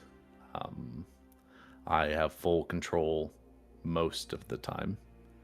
And when I change forms, my turn was kind of prompted at the very beginning. The starts of it was when we were attacked out on patrol. That's what kind of kickstarted it. And then when we were in the hospital and you were going to get taken away by some suits that were up to no good, planning on taking you away, doing something horrible to you, that's what fully prompted my change. Yeah, what was that about then? What were the suits and all of that? Without getting into too much of info dump, because there's still a lot and I don't want to overwhelm you. You just turned into a wolf in the living room, Raymond. I think overwhelmed barely scratches the surface. No, that's fair. They were part of a organization called Pentex. Pentex has a bunch of subsidiaries and different groups and subcommittees and whatever you want to call them, and they all do different things. The one that was trying to take you away was one that was going to use you and the bane inside of you for experimentation. Pentex is like Wayland Yutani in the Alien movies. Oh, or like Skynet or that kind of thing. Just big corporation. Got it. Okay. Okay, you keep using the word Bane. I assume that's the ghost or demon or whatever it was that was inside of me. Spirit. So everything around us has a spirit. The trees, the animals, the air, even the microwave. And some spirits manifest as banes, negative energy. And this bane that possessed you, that turned you into what we refer to as a Fomori. It was a bane of famine. Gesundheit. Which is why you always felt hungry. And why you felt like you could never be sustained. So it was basically a spirit of hunger or something like that. Essentially, yes. And ordinarily, in situations like the one you were in, I won't beat around the bush, Fomoris are usually eliminated. I definitely understand that. Okay. So, if werewolves are real, does that mean like vampires and, I mean, ghosts, or ghosts as we assumed Yes. them, like... Vampires, 100%, and in the city as we speak, we are currently in a truce with them. But that can change at any moment. One of them used to deal me drugs. Though he was a diet version. Is it too late to take that other identity off the table? Unfortunately, yeah. Yeah, figured as much. Okay, so vampires are real. Werewolves are real. You have some sort of underworld truce. We just found out Fae are real too. Okay, now you're just pulling my leg. Now you're just fucking with me. No, unfortunately, no. It's not just werewolves either. There's were-rats and were-gators. Were-bats. That's one too. Were-bats. Yeah, the were-gator can actually turn into a dragon.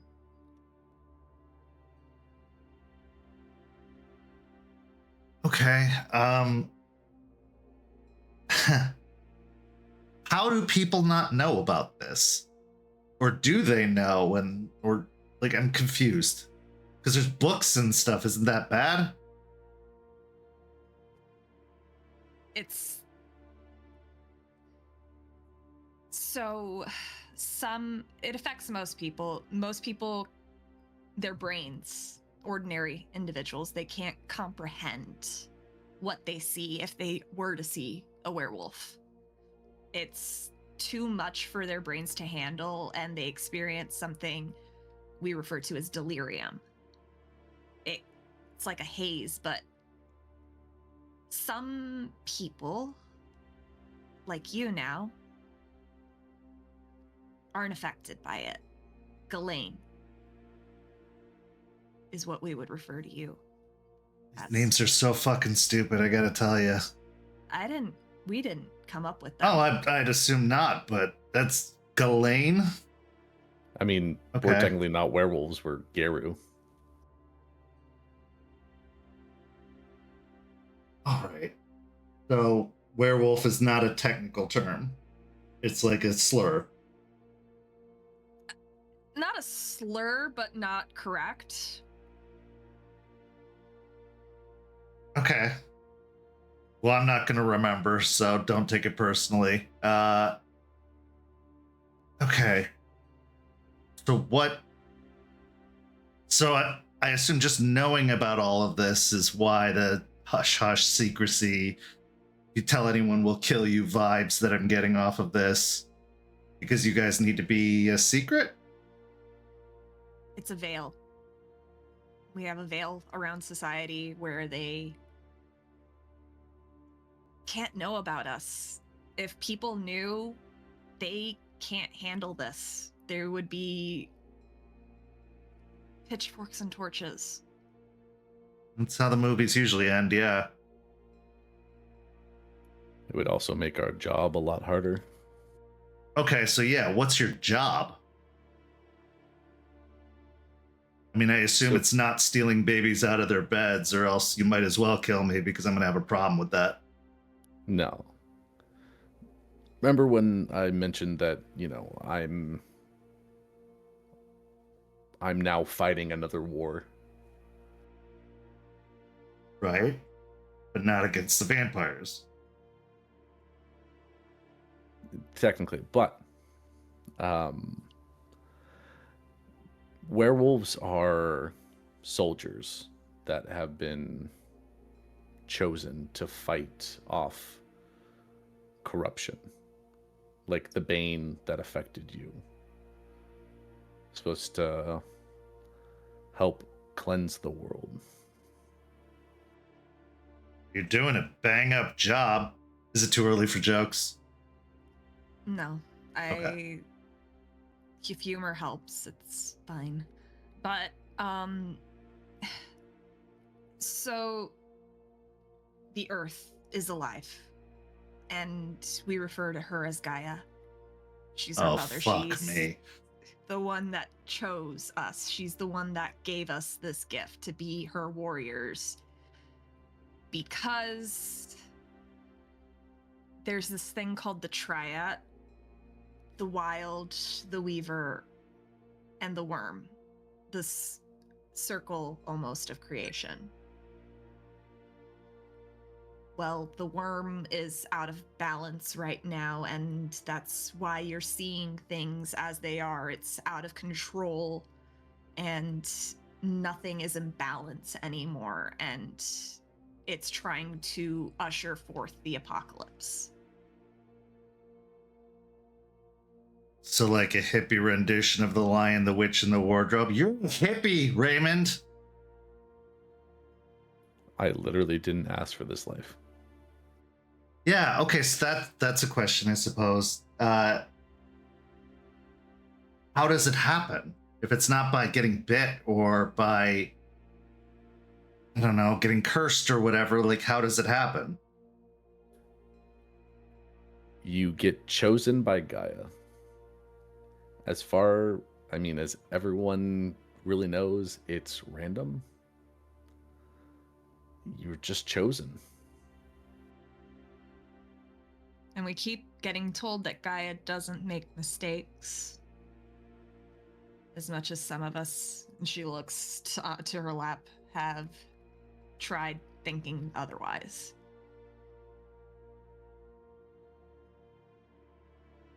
Well, all jokes aside, I mean, if it is, like you say, and there's a war happening and all of that, I understand why they pick you, I guess.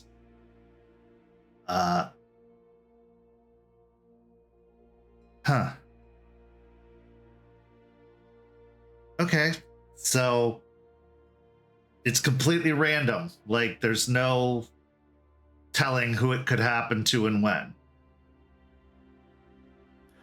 I mean, who? No. But when? It's usually around late teens, early 20s. That's usually when someone turns. I was 19. You almost missed that bus. Yeah, I was 20. Yeah. Okay. Oh,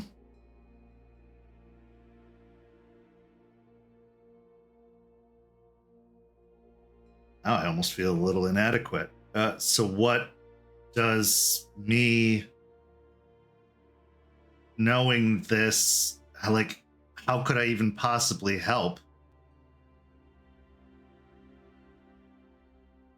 I went from machinist Christian Bale to I'm working on Batman Begins Christian Bale, but I'm not Werewolf.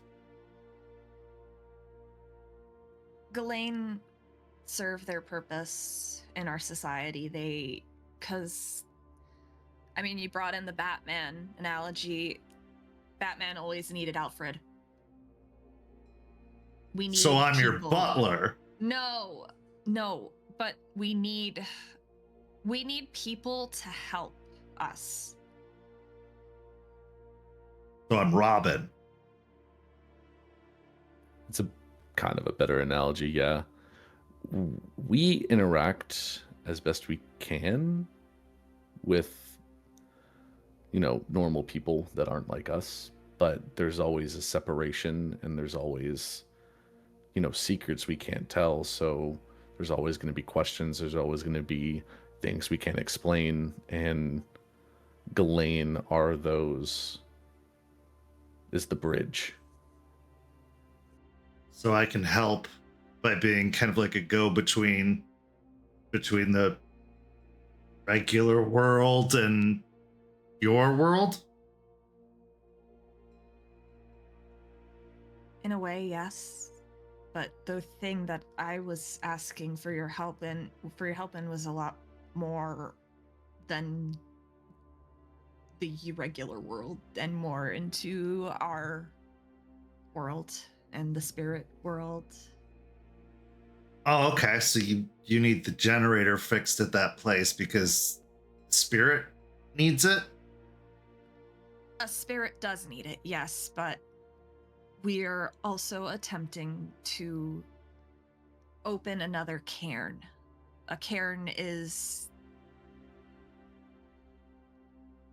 There are places, like our bases, our home bases. The Batcave. Our Batcaves, yeah. Okay. But they're places where the spirit world and the regular world are, where that barrier is thinnest. So, hearing all these words makes me think Werewolf started in Ireland or Scotland or something like that. But, okay. So, by fixing the machine, you'll have a Batcave. We'll have the start of the Batcave.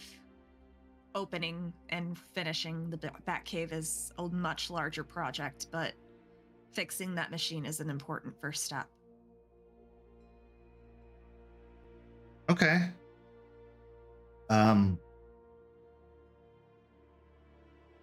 Cigar factory is an interesting choice for a Batcave, but okay.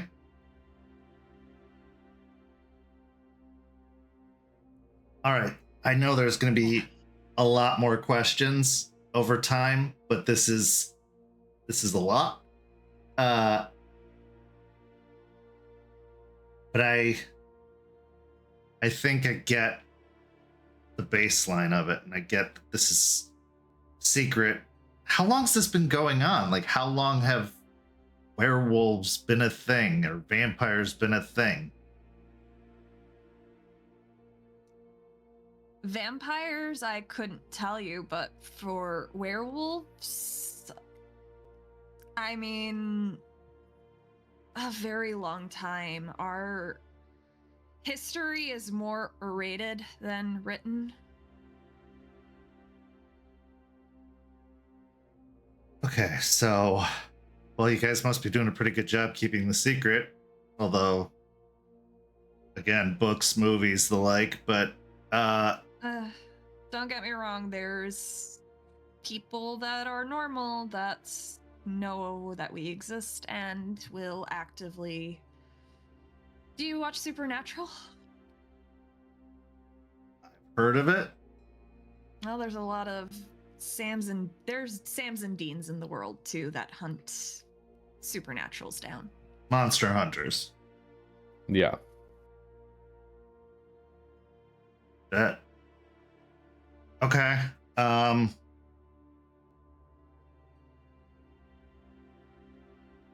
Well, I guess I can try and help as best as I can. I mean,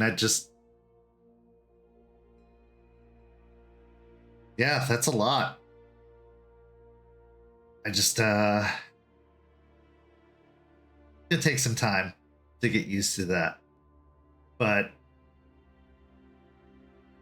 I guess it makes a lot of sense. Like all the secrecy and the weird. She touches where the burn on his chest clearly is, the weird exorcism, and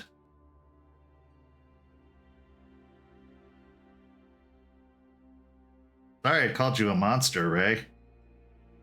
I assume that's offensive still. A little, but I mean, you were kind of not wrong in a sense, but Yeah.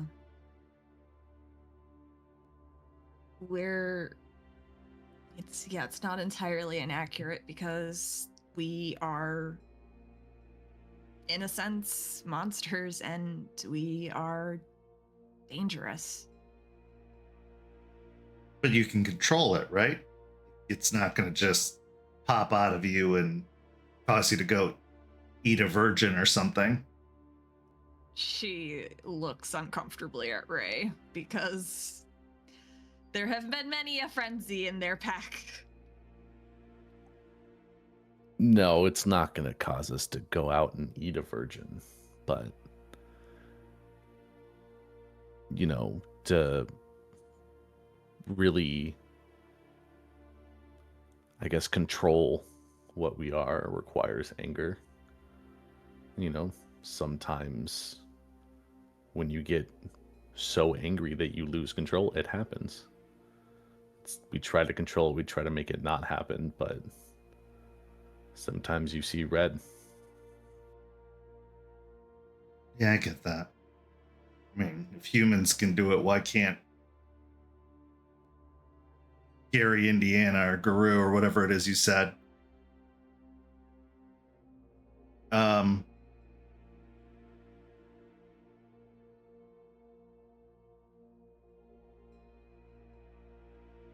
I appreciate you telling me.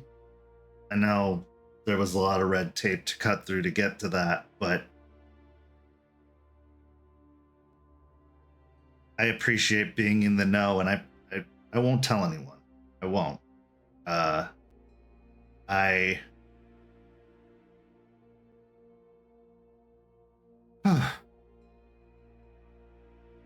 Man, Raymond is a werewolf.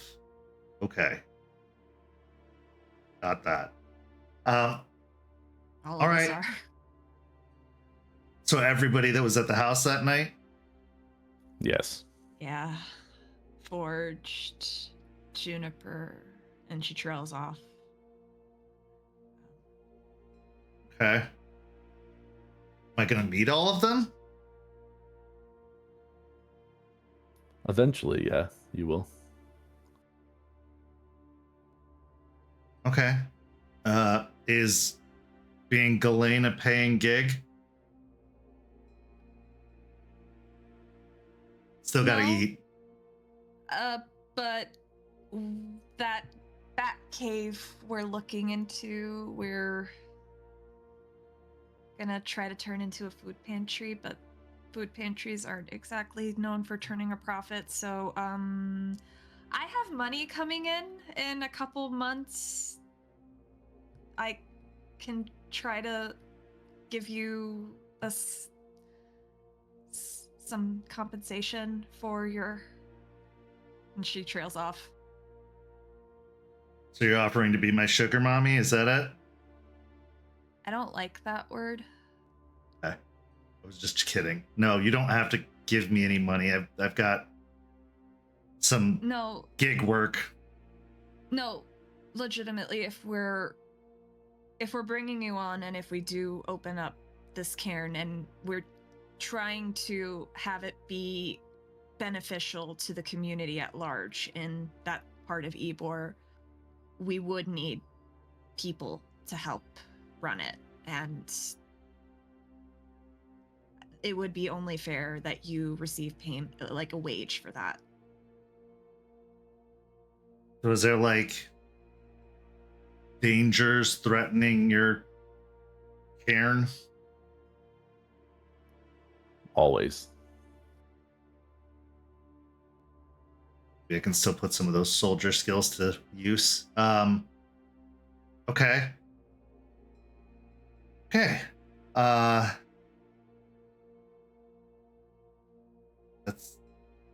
is a lot. I know I keep saying it, but it's a lot. It's still a lot. Yeah, how did you handle all this? Me? Both of you, any of you, like all this information, and it's so bizarre. Well, I was already addicted to meth at the time, but I just kept doing it. Seems like that wouldn't be okay with Gaia or whatever. Or maybe it would. I don't know. No. And, in my case, shut everything else off and you just think about the mission and think about the information handed to you and just compartmentalize. You can kind of get through anything. Yeah, that sounds about right. You always were able to keep your cool. When I think about it more, that's probably another purpose the Ghislaine serve. They're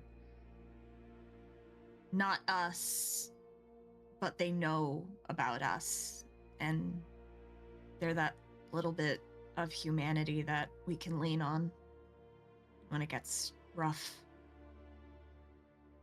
So wait, the suit and the fancy car that keeps driving by here, is that one of the Pentex people? No. That's one of our superiors, and I think he's friendly enough. And she'll look at Ray. Think of the, biggest a-hole drill instructor we had back in boot camp. That's him. Oh, great. Does he know he dresses like a vampire? Hey, lay off. And she'll look at both of them a little sternly, a little in defense of her mentor. I'm not. I was giving an example that he could relate to. Because you gotta admit that our first experience and the training we went through, it's kind of exactly what he was at the time. He was just trying to prepare us, and he just takes everything about this life and keeping all of us safe very seriously. That's exactly what drill instructors do. So that's why you kept leaving, was to go to boot camp. Yeah. Got it. Why did we come here? Why didn't we stay up there?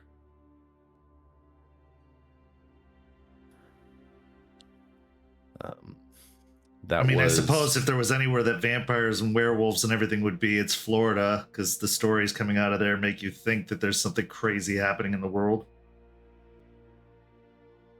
Yeah, but vampires, werewolves, everything, they exist everywhere. This might be a congregation of them all. A can't think of the correct word at the time or right now, but we left up north because a request of help from down here came. And at the time we had a rocky relationship with the people up there, and so we got sent down here. Me and Forge were exiled. Because of the math? Because we have laws that we follow under our society, and me and Forged, we broke some of those. We were shamed, and as punishment, we were sent down here. Werewolves have laws. I mean, other than don't tell anyone you're a werewolf. Yeah, we have a few. Really is like the military. It's almost exactly like the military in some senses. Okay. Well, maybe if I frame it that way, it'll make more sense.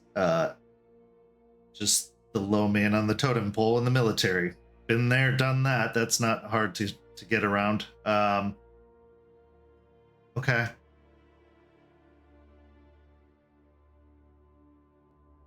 Okay. Yeah, then I'll be Alfred or Robin or whatever and help out with the building of stuff. And can you teach me how to look out for like vampires and stuff so that I can help in that way, or am I just gonna constantly be surprised? We can teach you. We can teach you what we know about what hurts them and how to spot them. Unfortunately, they're very good at mind tricks. It'd have to be, or else we'd know by now, I'm sure. Okay. And silver, is that a thing, or is that one of those fairy tales?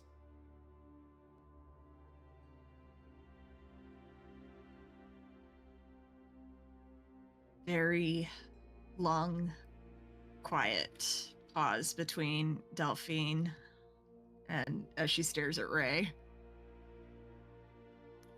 I'll look back at Delphine.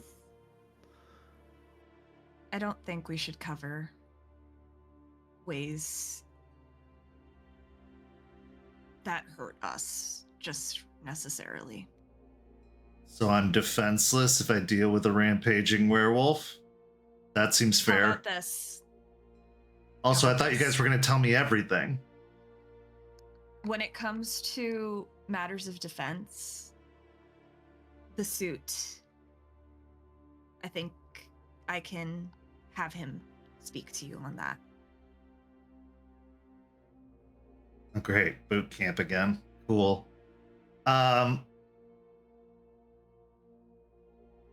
Okay. So I'll learn what I'm allowed to learn, I suppose, and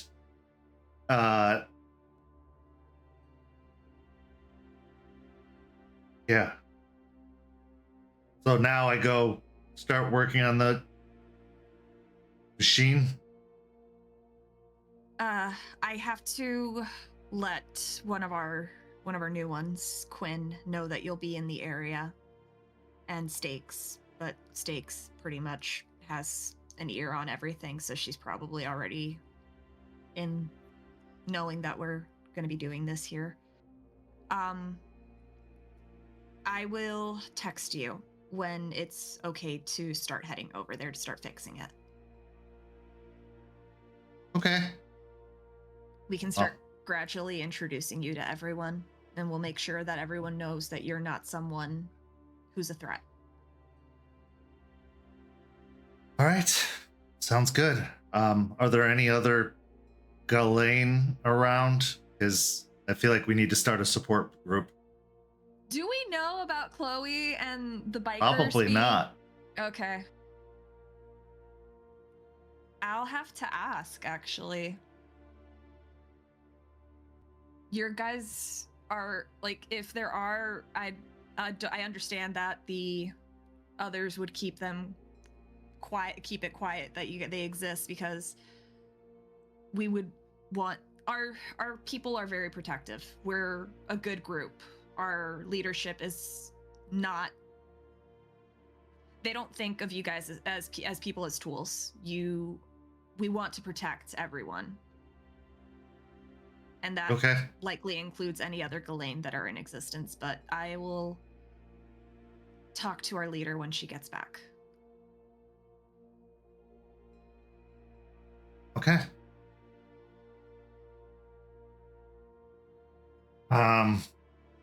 Is there anything else I need to know? I'm sure, like I said, I'll have more questions, but this is already quite a bit. Could I know that I talked to Artie about getting him a license and everything, like an identity for the meantime. Could I have gotten that for him? Yeah. Already? She'll pull out of her purse a folder and hand it to him. New identity, hot off the printer. Cool. Okay. Thank you. This will help, at least with some things. Okay. Well, thanks for telling me.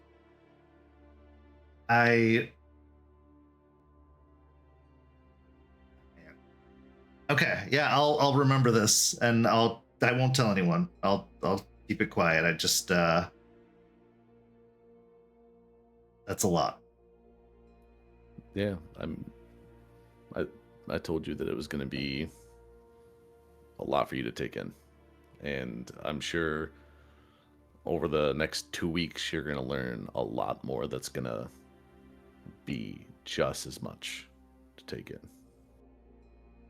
Sure. Well, I'm going to have the rest of that beer and probably several more.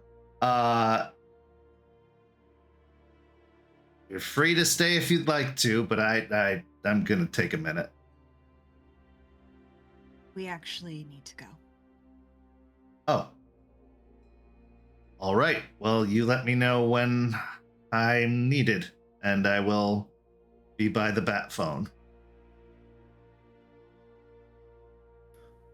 All right.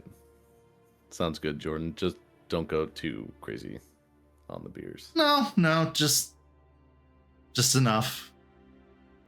Delphine will stand up and she'll have like her sweater in hand and grab her purse and everything, and she'll look at Ray. I'll let you guys have a minute and I'll be out in the car. Don't forget the second half of this arrangement. She pauses as she's starting to walk and she looks over her shoulder and nods at him. I didn't forget. Okay. As she leaves, Jordan looks to Raymond and just... Dude. This is a lot, man. Told you. I mean, I wanted to tell you when we had our last talk, but like you said, there's a lot of red tape I had to go through, and there's some stuff I would want to tell you more and explain more, but I don't know what's too much to tell, what's too little to tell. I want to give you enough information so that way you're satisfied, but I also don't want to go too crazy on it. No, I get it. That's all right. Whew. I understand why you would be super stressed about everything. We're supposed to be done with war. Now we'll get back in it. But I can't think of anyone else I'd rather be in it with. And I got you, okay? I'm sure it's gonna be fine. Yeah, there's no one else I would rather have tag along with me on this journey. And I'll reach out and I'll slap him on the shoulder. As usual, you get all the cool benefits and powers, and I gotta sit here with my wrench just existing. Yeah, but you definitely have a longer life expectancy than I do. All right, I'm not even gonna get into that right now, but just be careful, okay? And don't be afraid to let me know if you need something. I'm here. I might as well be doing something to help. Of course. if I need any help or I need to let you know what's going on and fill you in or just talk, I'll hit you up. Okay. Then I'll kind of raise my eyebrows a little bit and then look at him and then kind of look at the door that Delphine walked through. It's like, what was that last comment about? I guess I have some secrets too. And then he actually reaches up and ruffles your hair as if he's giving you a pat as a dog, like scratches the back of your head for a moment. Now go be a good boy. No, we're not doing that. No? All right. That's not okay. All right. Just gotta test the boundaries, see where they're at. Yeah, that's the boundary. Got it. Enough with the dog jokes. Okay. Do you guys get fleas? You know what? Never mind. Just go. Yeah. Okay. Yep. I'll see you later. As you head back out to the truck where Delphine is waiting, you have a few moments to share with each other, or else we'll move on to our next scene. Walking out and getting to the truck, unlocking it. I'll look up at Delphine. That didn't go as bad as I thought it could have. Yeah, he handled it really well. Yeah, he did, but that's kind of how he's always been. Are you okay? You've been kind of off the entire conversation. More than I thought you would be from, the aftermath of our conversation. She'll be silent for a few moments, her thumb going across her phone as she's texting the pack to meet at the cairn. And as she hits send, she'll look to Ray very seriously with a bit of a darkened and distant expression in her eyes. Borscht is back.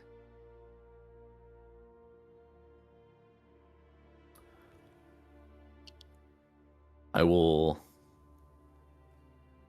take a second and open my mouth to ask the question, but from the look and from how she said it, because I've seen that look plenty of times before, I will also, face will darken a little bit, and I will nod and open the car door and say, okay, let's go to the cairn. With that, we transition to our final scene of the evening. It's late in the evening. The sun has officially set and has been set for quite some time. You've all been notified about an important meeting to take place with the pack at the cairn. So all of you are brought together.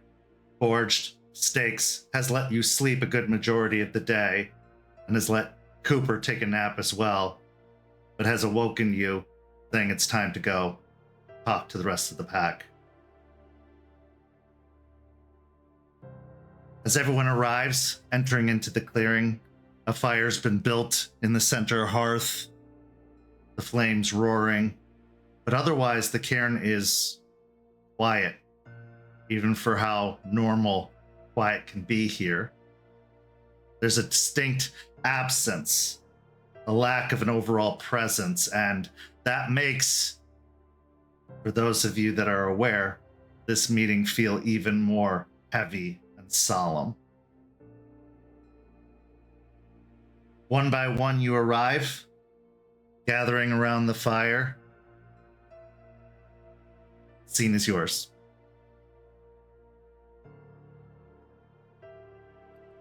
Forge would be sitting probably the furthest away from the fire that he could. holding Cooper in his arms as he sits down.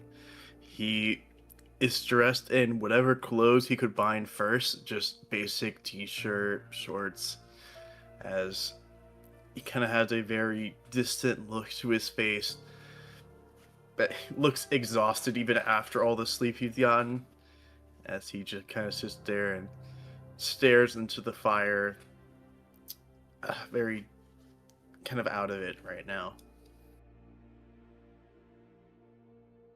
Delphine, upon seeing him, will have a moment of relief and just joy at seeing him there. And she sees the baby in his lap, and she's both relieved and happy about that as well. But she can't help but look around.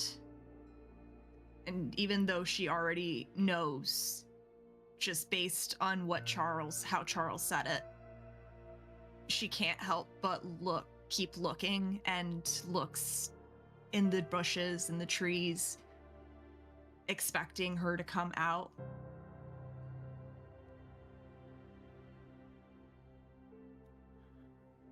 Ray will walk over and sit down a couple spots away from Forge, giving him space. Seeing that look on his face, he knows what that look is about: the exhaustion, the 1,000-yard stare, and he's happy to see Forged, but that knowing that one person's now missing, Ray's experienced that loss before many times, but it still hits hard every single time. And so that happiness is there, but there's that just knot in his stomach as he sits down and just kind of looks around and then settles on the fire as well. Quinn will enter as well, sitting next to Forge, indifferent to all of the faces around, his own smile, showing a bit of happiness to those who can't read him well. And he'll sit down and look at the child sitting there, looking confused momentarily, but sit quietly still.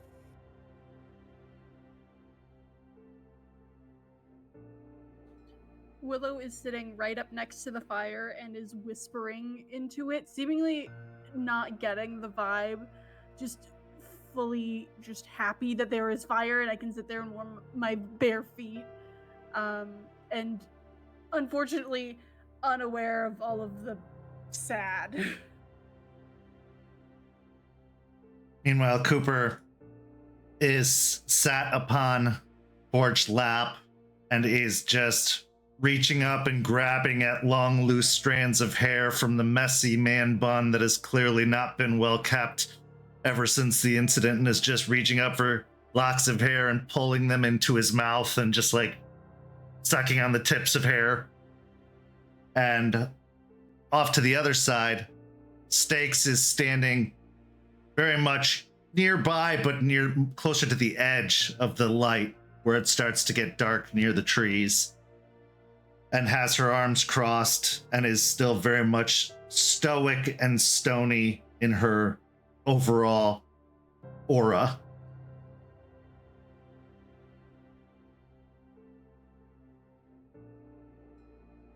When Juniper doesn't come out after several long minutes,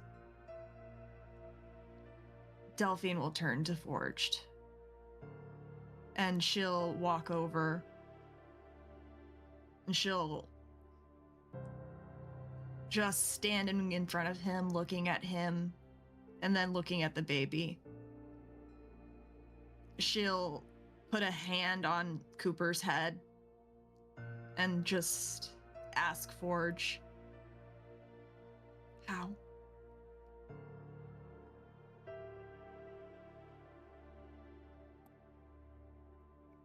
I don't know. I got knocked out with several bullets, and when I came to, she was burning, and everyone else was dead.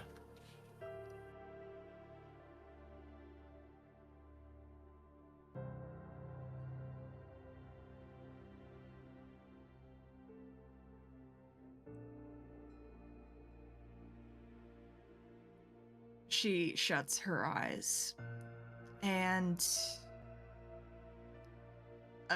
one tear does go down her cheek, and she quickly wipes it away and takes a deep breath.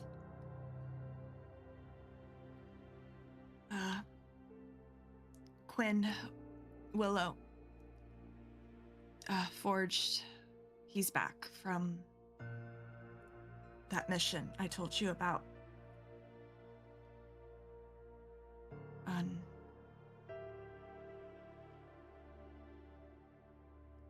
Forged, can you please tell us what happened? What?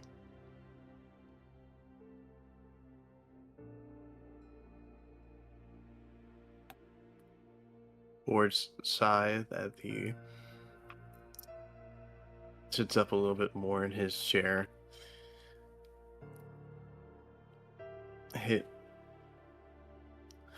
Mission went well in the beginning. We checked on my family. My brother did some weird mind thing to them. None of them knew who I was. None of them remembered me. We went from there to the Hell Saloon. Found out that found some messed up stuff there. Made Juniper fly into a frenzy. They set up a gas leak there, and I tried getting her out. An explosion happened. She had to knock her out of her frenzy. I took too much damage from her and the explosion, so I ran to the woods with her before I went down myself. Woke up to find us in silver handcuffs and Aaron with there. Aaron died.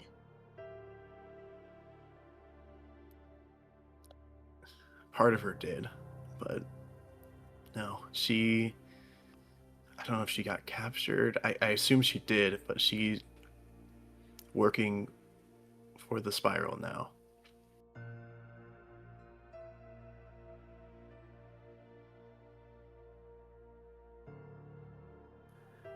Did she talk to you at all? Like, what exactly did she say when you woke up in the hospital? She kept talking about how much of a failure we were, how we ruined things, how the end was coming, and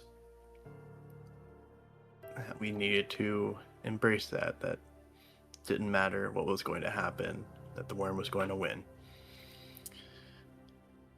And she took me and Juniper to the mines where that big battle happened, where everyone else died. They resumed operations there. They're tearing up the earth like they're looking for something, but I think they just want to destroy everything there. Took us to a locked room in the mines, and Jacob showed up with my kid. And one thing, he made me try to make a decision that to kill Juniper, my son, or him.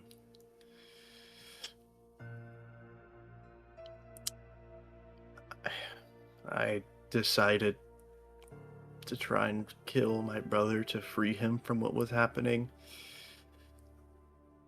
A fight broke out with him, 2 other dancers, and me and Juniper were heavily injured with pretty much nothing. I thought I was going to die. I got shot with silver bullets multiple times to protect my son. And when I thought that I'd finally be done with the fight, my eyes opened. I see everyone else dead. Juniper turning to ash. I don't know how. I really don't know what happened. The only people alive in that room, me and my child.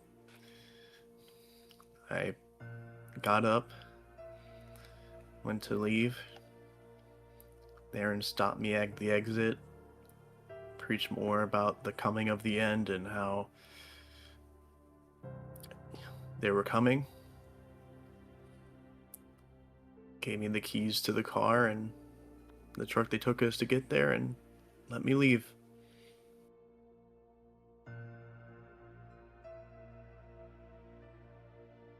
Just let you leave?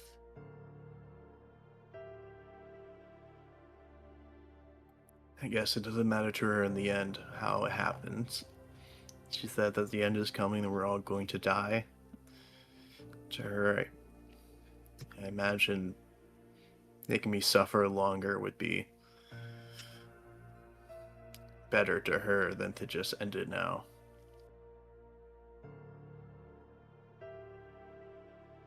If I may, that sounds like my vision a little bit, with the feeling of doom and the long shadow, and we should, I mean, it's dancers, so we're gonna take it seriously, but like, we should prepare for them coming here, clearly.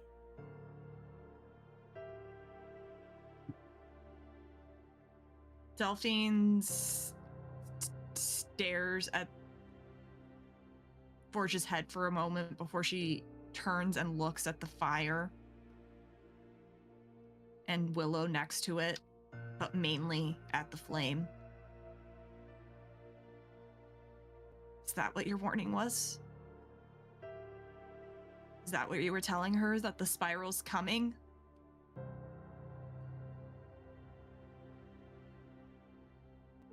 Roll me a wisdom and occult. Is it safe to say I'm at rage 2 from all of this? Yeah, I'd say that's fair enough.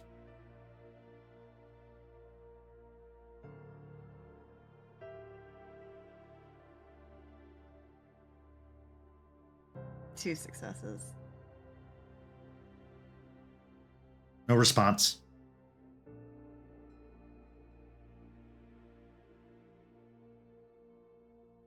I'm sorry. What was the purpose of this mission? I'll look down to my kid just to get my child back. The spiral, my brother took him.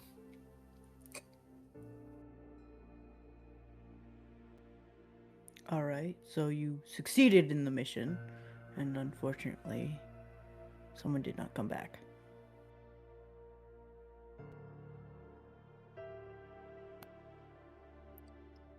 Yes, I did what I needed, did what I could, and I got my kids back, but lost a pack mate in the process. That's the life of being a Garu.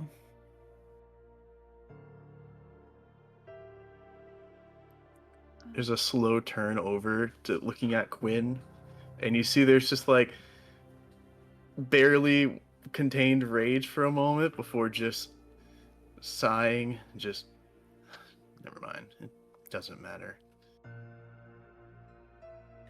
So, The next steps would be, are we mourning or celebrating the packmate?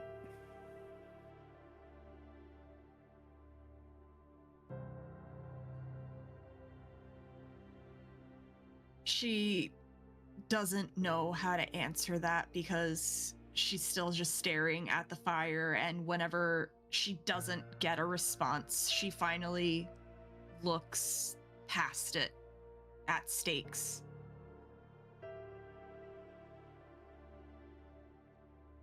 Both.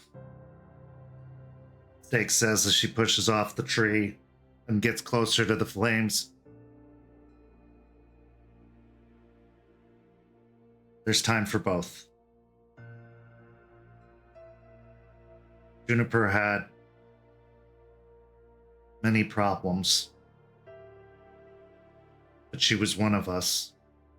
While she wasn't often easily accepted by some of you,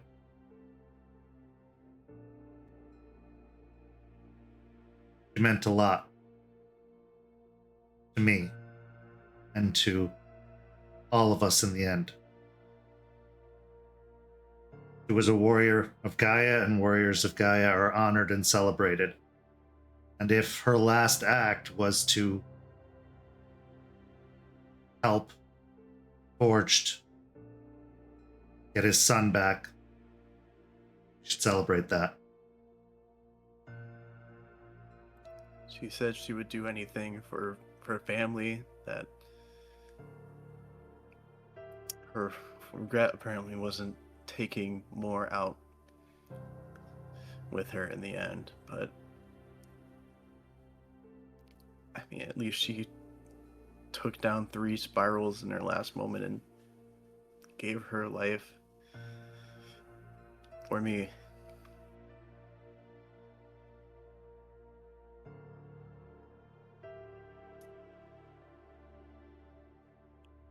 War always takes people away, even if we expect it, even if we know it's going to happen. It still hurts, and it's still a pain that we have to live with every second, every minute of every day. But like Stake said, we do both. We mourn and we celebrate. Right now we can feel sad and we can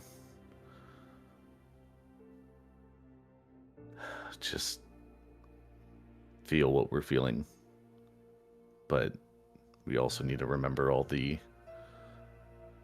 good that Juniper did for us and the pack, and the connections that we made with her.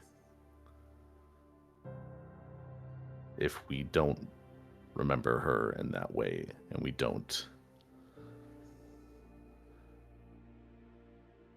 think of the good times, then we're not respecting her and her death at all. If I may, if I could get some history from the rest of the pack, I would like to write something for her, if that is appropriate and okay. Yes, Willow. And she sniffs and swallows around the lump in her throat and tilts her head back a little bit, just trying to compose herself. I think that would be appropriate. In fact, we should have a gathering of the departed for her, but we should wait until the Sept leadership comes back from the dreaming. They should know and be allowed to attend if they wish.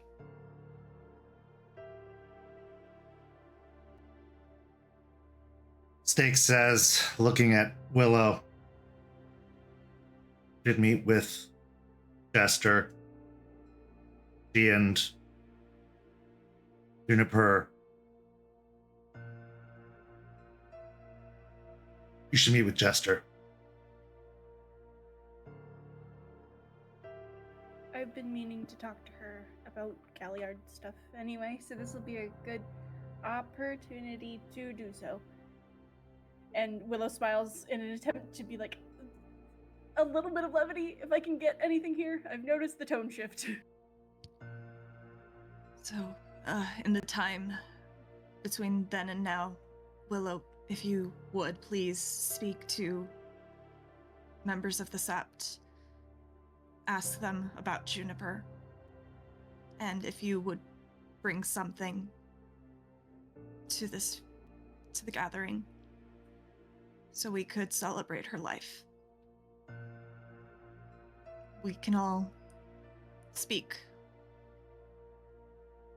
and tell a story. And then put her to rest.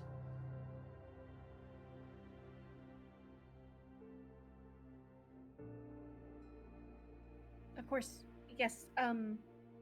Yeah, I can't guarantee that it will be good because I'm still very new at the storytelling and the stuff, but I will do my best. And they will salute.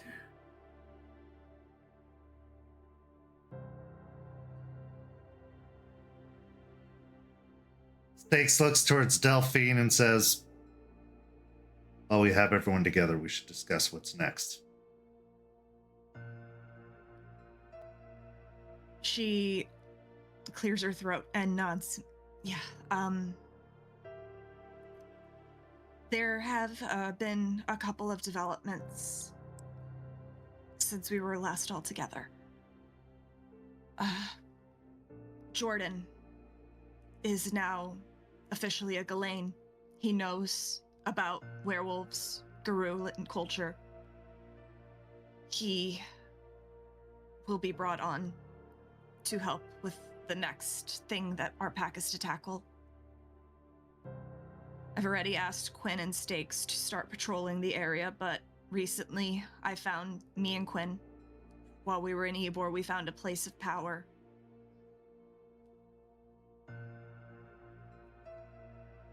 We are going to be working towards building a cairn there. The Weaver spirit that lives there. It's a cigar factory called, it's abandoned. It's called Perfecto Garcia Cigar Factory.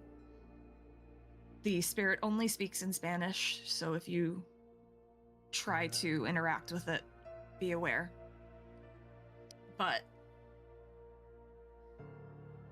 the goal is to establish a cairn there and spread the Sept, spread the nation.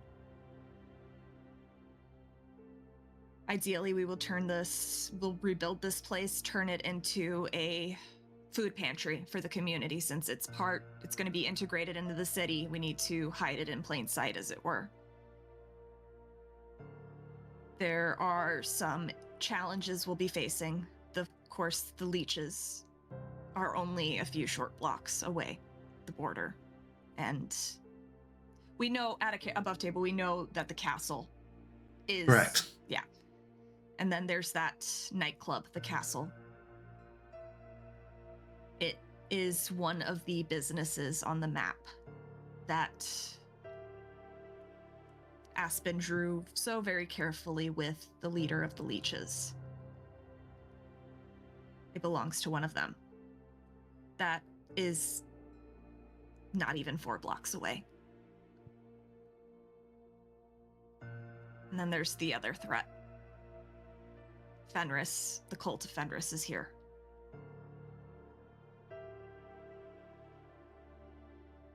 And from what Aspen and Jester told me, their leader is someone who was part of the old Sept. A Garou named Brandon or Plato. I don't know which one it is that he goes by now. But he knows of the area. He knows where all of the old cairns were before Tampa first fell. So we might have issues and difficulties and encounters with them. So we need to be on our guard. We need to start having a presence in the city and making sure that they can't gain a foothold. Stakes speaks up again at this point and says, if you encounter another Garou you don't recognize, do not confront them. Return to the Sept or one of the elders to ensure that they are unknown. had visitors coming through lately. So they may not be hostile, but it's also better not to take any chances. If you have to fight, fight. But don't make that your first priority.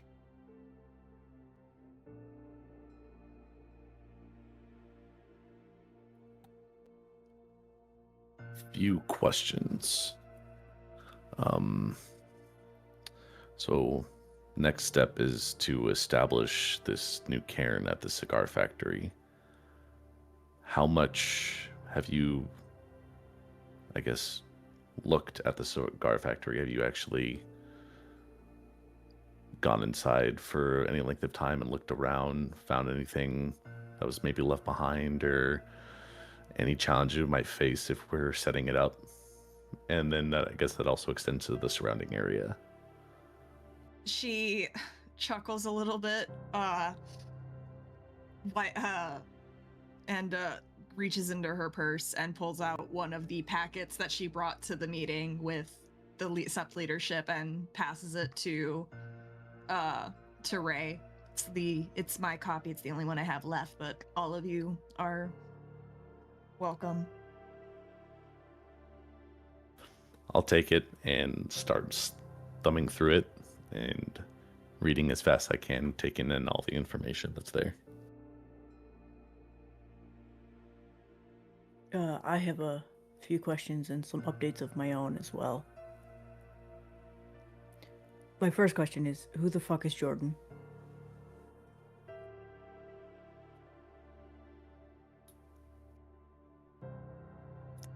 I'll look up from the packet and look over to Quinn. Jordan is my friend. He's someone who we were able to unpossess. He was a Fomori, and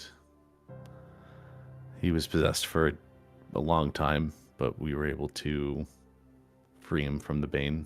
And with the length of time that he was possessed and what he kind of already knew, we kind of had to give him the option of tell him what we are and what we know to some extent, or send him on his way. And he chose to learn what we are, and we told him as much as we could. Alright, what are we having him do? There's a machine. The machine that... And she looks to Quinn. He was an engineer in the army. He Sure. can help fix it. What are we doing with the little kid? At that, Delphine will look at the baby and then at Forged. I talked with Charles about it, Charles and Sticks about it. I have two options.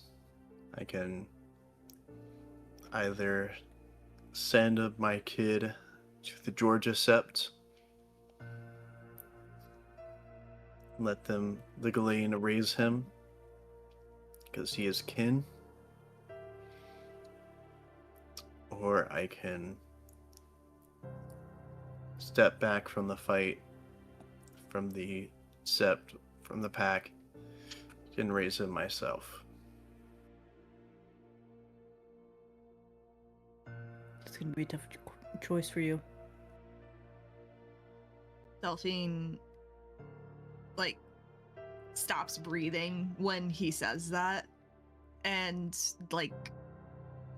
the nails, her nails, just dig into the bed of her palm as she just stares at him. Did you decide yet?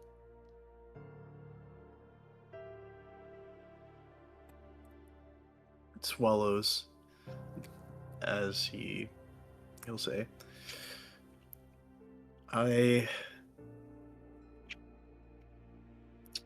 I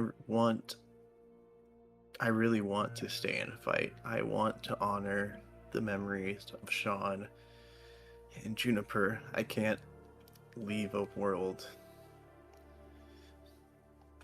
that will be consumed by the spiral if we don't do something about it. I can't step back. To say that it isn't tempting to just say no to all this, to just finally stop doing this and to focus on raising my kid, be a lie. I want to be a part of his life so badly, but I can't just sit by and let everything go to hell.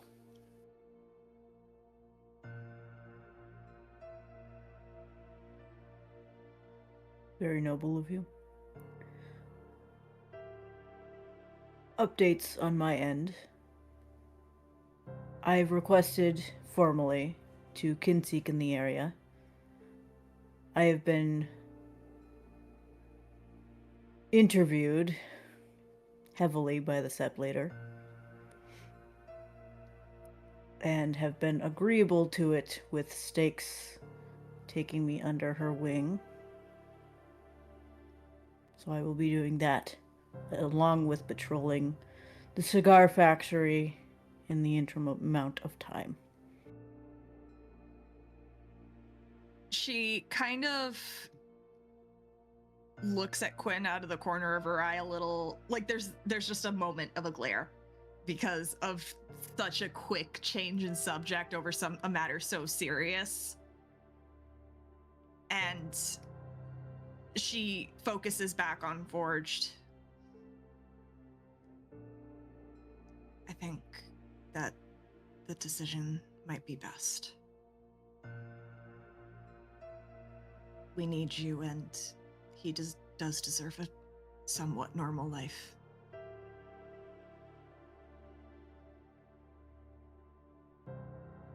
And she then will turn to Quinn.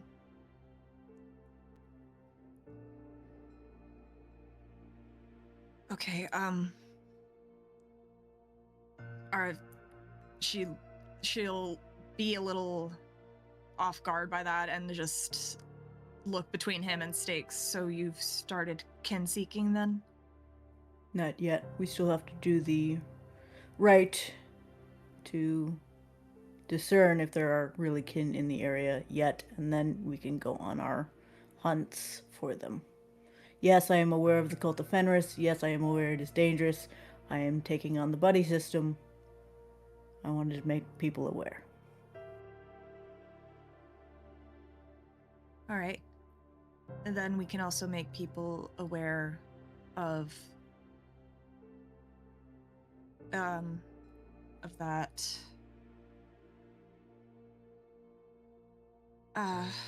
She's feeling a little scatterbrained, just trying to push back that buzzing in her ear. And she will take a moment to pause and just try to recenter herself. So we'll have Jordan, we'll have the patrol, we'll have to start regularly patrolling the area around the factory, and Jordan will be moving in. He'll be gradually introduced to everyone, so that way you all recognize him. But we also need to discuss moving. I think that our time in the house is coming to an end here soon, and I think it might be smarter for us to move into Ybor so we can be closer to the new cairn. The cairn just so happens to be next to some houses that are for rent.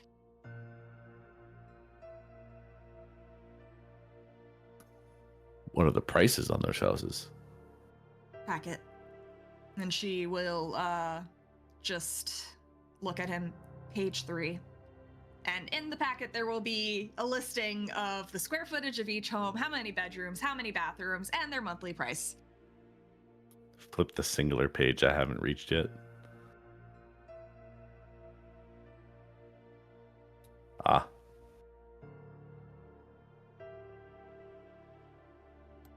Except covering it. No. That is another thing. We need to start pulling our weight. We need to start contributing. If you don't have a job, start looking for one. The factory itself, I have money coming in a couple months. That should cover purchasing that, and as well as the many construction costs that it's going to require to be inhabitable. The houses for rent, they're pay to rent. They're rent to own options. So the more, as much as we keep contributing the rent towards them, that's one step closer to owning them. Stakes speaks up again. Getting the ability to open your own cairn is a huge honor within a sept, but it also is a huge responsibility. This will, for all intents and purposes, be yours to defend, to nurture, to grow. We're essentially establishing your own territory within the territory. Failure to do so, to defend it, to upkeep it, don't fail. And as the Sheep Wolf Forge, someone who has been so frequently patrolling Ybor, you're someone we're going to be relying on a lot to tell us about the community and help us integrate that better and easier.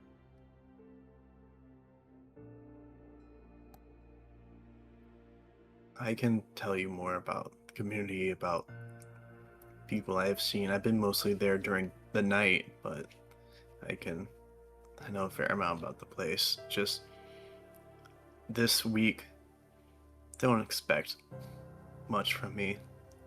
This is the only week I get with my kid before I have to make that decision. So don't expect me to get a job, to have all your missions done. I'm spending my time with my kid while I can. Delphine will nod. Of course. When will you be leaving to take him elsewhere?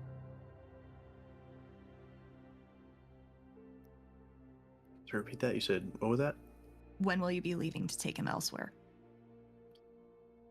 I get a week, and they'll be sending him to the Georgia Sept.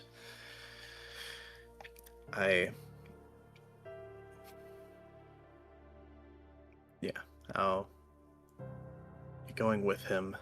It'll just be about a 5-hour drive to at least be able to say bye to him, or if you drop him off. I will be going also to make sure that he is settled in a good situation up there. I have an instinct for taking care of children. She'll nod. And at the mention of Georgia, she'll also look over at Willow. Another thing. Terrence, the Theurge from the Georgia Sept that's been staying with us.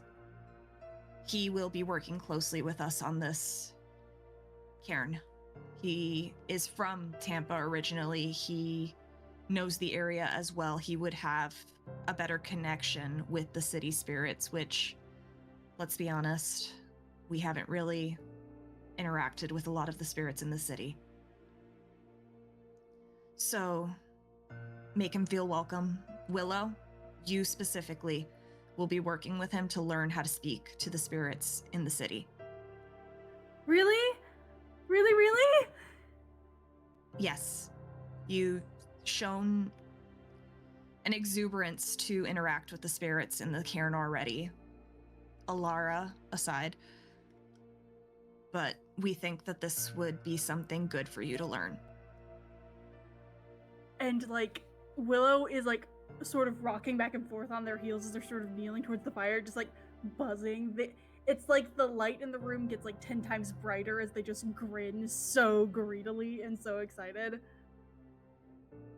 Quinn, I would like for you to regularly be using that right of kin seeking. I want to know if there are any Fenris affiliates in the area,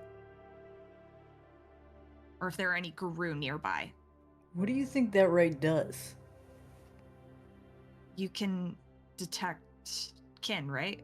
Yeah, but not Fenris. I'm not gonna know where they are. I thought you guys could. She looks at Stakes, a little confused. It's usually shortly after the change. If they've been changed for more than a couple of weeks, it's likely they won't have a scent anymore that we can detect with that right. Well, fuck.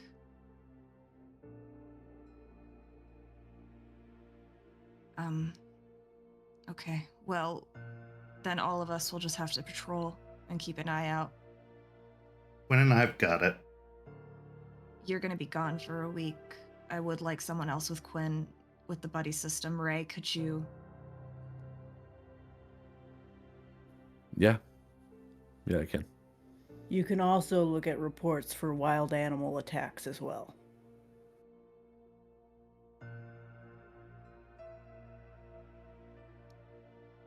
She looks at him and narrows her eyes at him a little bit. Noted. And she'll just stare at him for a little bit longer than necessary, just basically staring him down a little bit. He will stare back with the same intensity. All right, let's do opposing manipulation and intimidation checks to see who breaks first. Can I roll insight? Now that this is like happening and it's pretty obvious. Sure. Yeah, what's an insight?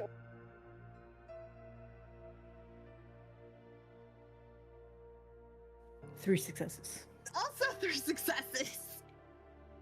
Okay. The stares just last at one another, neither of you breaking eye contact, neither of you breaking away. Moment that passes, Forge just, oh my god, can you guys just work whatever the hell this is out?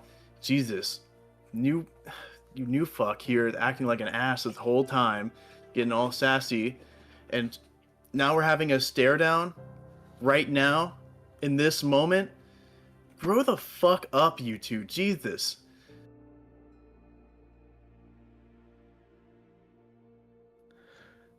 Yeah, I'm all for a good stare down. I'll glance over at Forged. But let's continue. Is there anything else that we need to cover? She struggles to think because everything is starting to, like, the buzzing in her ear is starting to get a little too loud, and she's having a hard time maintaining that focus and composition. Stake steps up and says, as was previously mentioned, the leadership is gone for the time being. How long they'll be gone, we can't say. I don't know anything about this dreaming or how time works there, but for the time being, Charles and Artie are your contact points for leadership.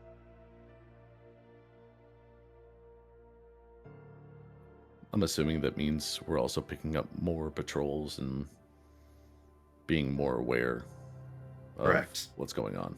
Okay. And if there's usually more people in the Sept than this, so if some of us would be more willing to spend some nights here, that would be preferred. Stakes looks over towards Willow. I think Willow and I need to get to know each other better. Seems like a good opportunity. Okay, yeah. I mean, I'm here always, so yeah, that sounds good. I'll also spend more time here. Spend a few nights, pick up some extra shifts.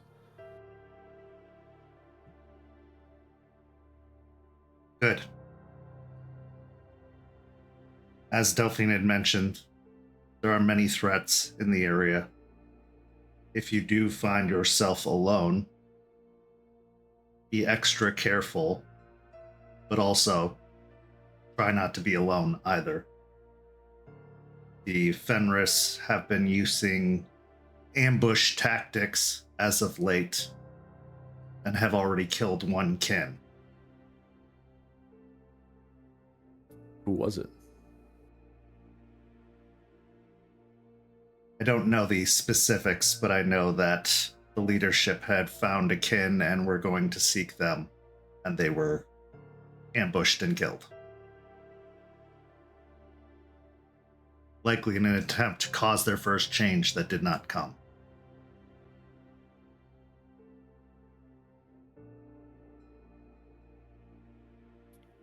So they're also kin seeking and seeking people out.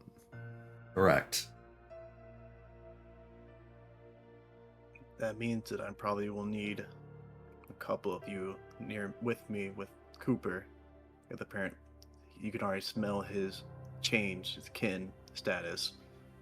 George, I think it might be better if you stay here in the Sept with Cooper. You could take Sean's trailer. There are also rites that Quinn and I could perform to help mask the scent temporarily.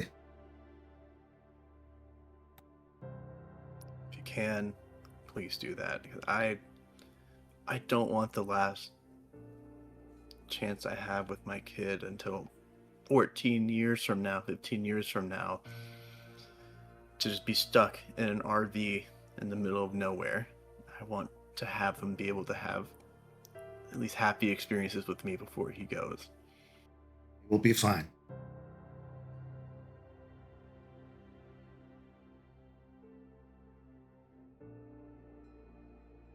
Any questions?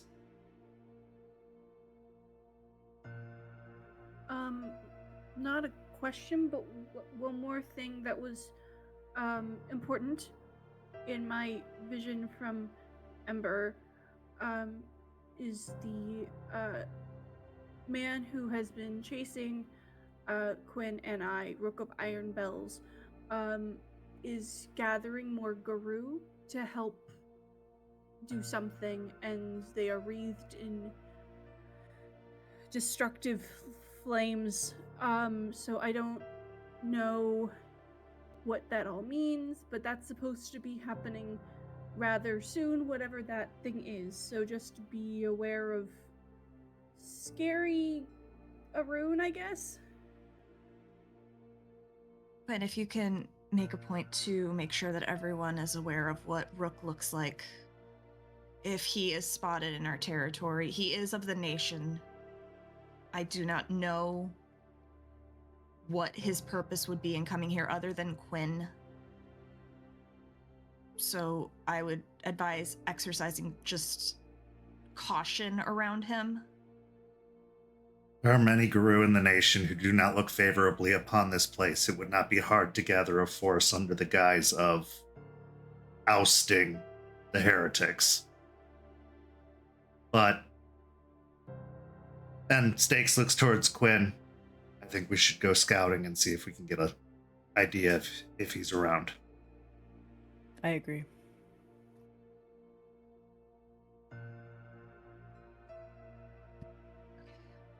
Does anyone else have any questions or anything else to contribute? One other thing. You said we all need to get jobs. How do I get jobs when I have not been human long and don't have red? You are an exception. You do not have the social skills required to get a job yet. She looks at Forge because she knows him and she knows he'll say something. We need to continue with your lessons on learning how to be human, as it were. And whenever you start getting better at it, we can start looking into fabricating an identity for you. Okay. Sounds good. Good plan. Okay. You know, working at a warehouse usually doesn't require you to talk to anyone, you know that? You don't really need social skills for that. Yes, and working at a warehouse is usually the first place that people who are picking up individuals who don't have legal identities in this country tend to go forged. Yeah, but she needs to start learning to be an adult. Yeah, I don't know why you're treating her like a child. That's a woman over there. You're talking to her like she's 6. She's gonna keep acting like it if you do. There is likely a job opening for a park ranger coming soon. I will make sure that she is ready.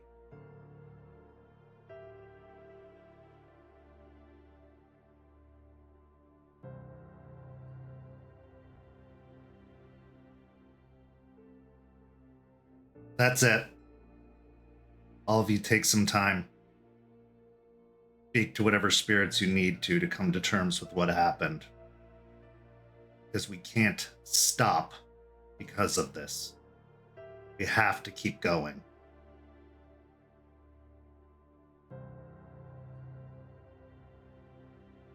Stakes takes one large deep breath. That's it. Says she turns and goes into the darkness, almost immediately dropping down to all fours, and in a similar fashion as to when Sean passed. After a moment, far in the distance, you hear a howl. Everyone can leave, everyone can stay. Just do whatever you want. And she turns away, and dropping onto all fours as well, she will follow Stakes and proceed to join her. Delphine, Ray, before you go, Forge takes a deep breath, kind of motioning for you both to kind of like come closer to him, you know, not really, almost like a little bit away from the other two. Delphine just stares at you for a moment. There's just darkness in her eyes, and she keeps going. It's like you just keep walking away. Forge just like, oh fuck, I missed you guys. I was scared I wouldn't see you again, and I'm happy I did.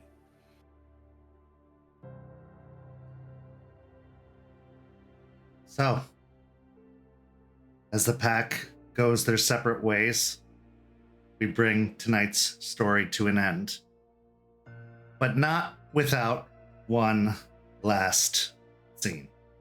Our final scene takes us to the garage outside of Jordan's residence. Inside the garage, Jordan is working at a workbench. He has clamps. He has a small fire built up and looks to be a fire basket. As we get closer, we can hear the pounding of metal as he lifts a heavy hammer and starts bringing it down on what looks to be a mold of some kind. He then lifts the mold up and takes some pliers to it and pops an object out that goes clattering onto the counter. It's about 1/4 of an inch big, a bullet tip that is silver that joins several other bullet tips that are also silver on the counter.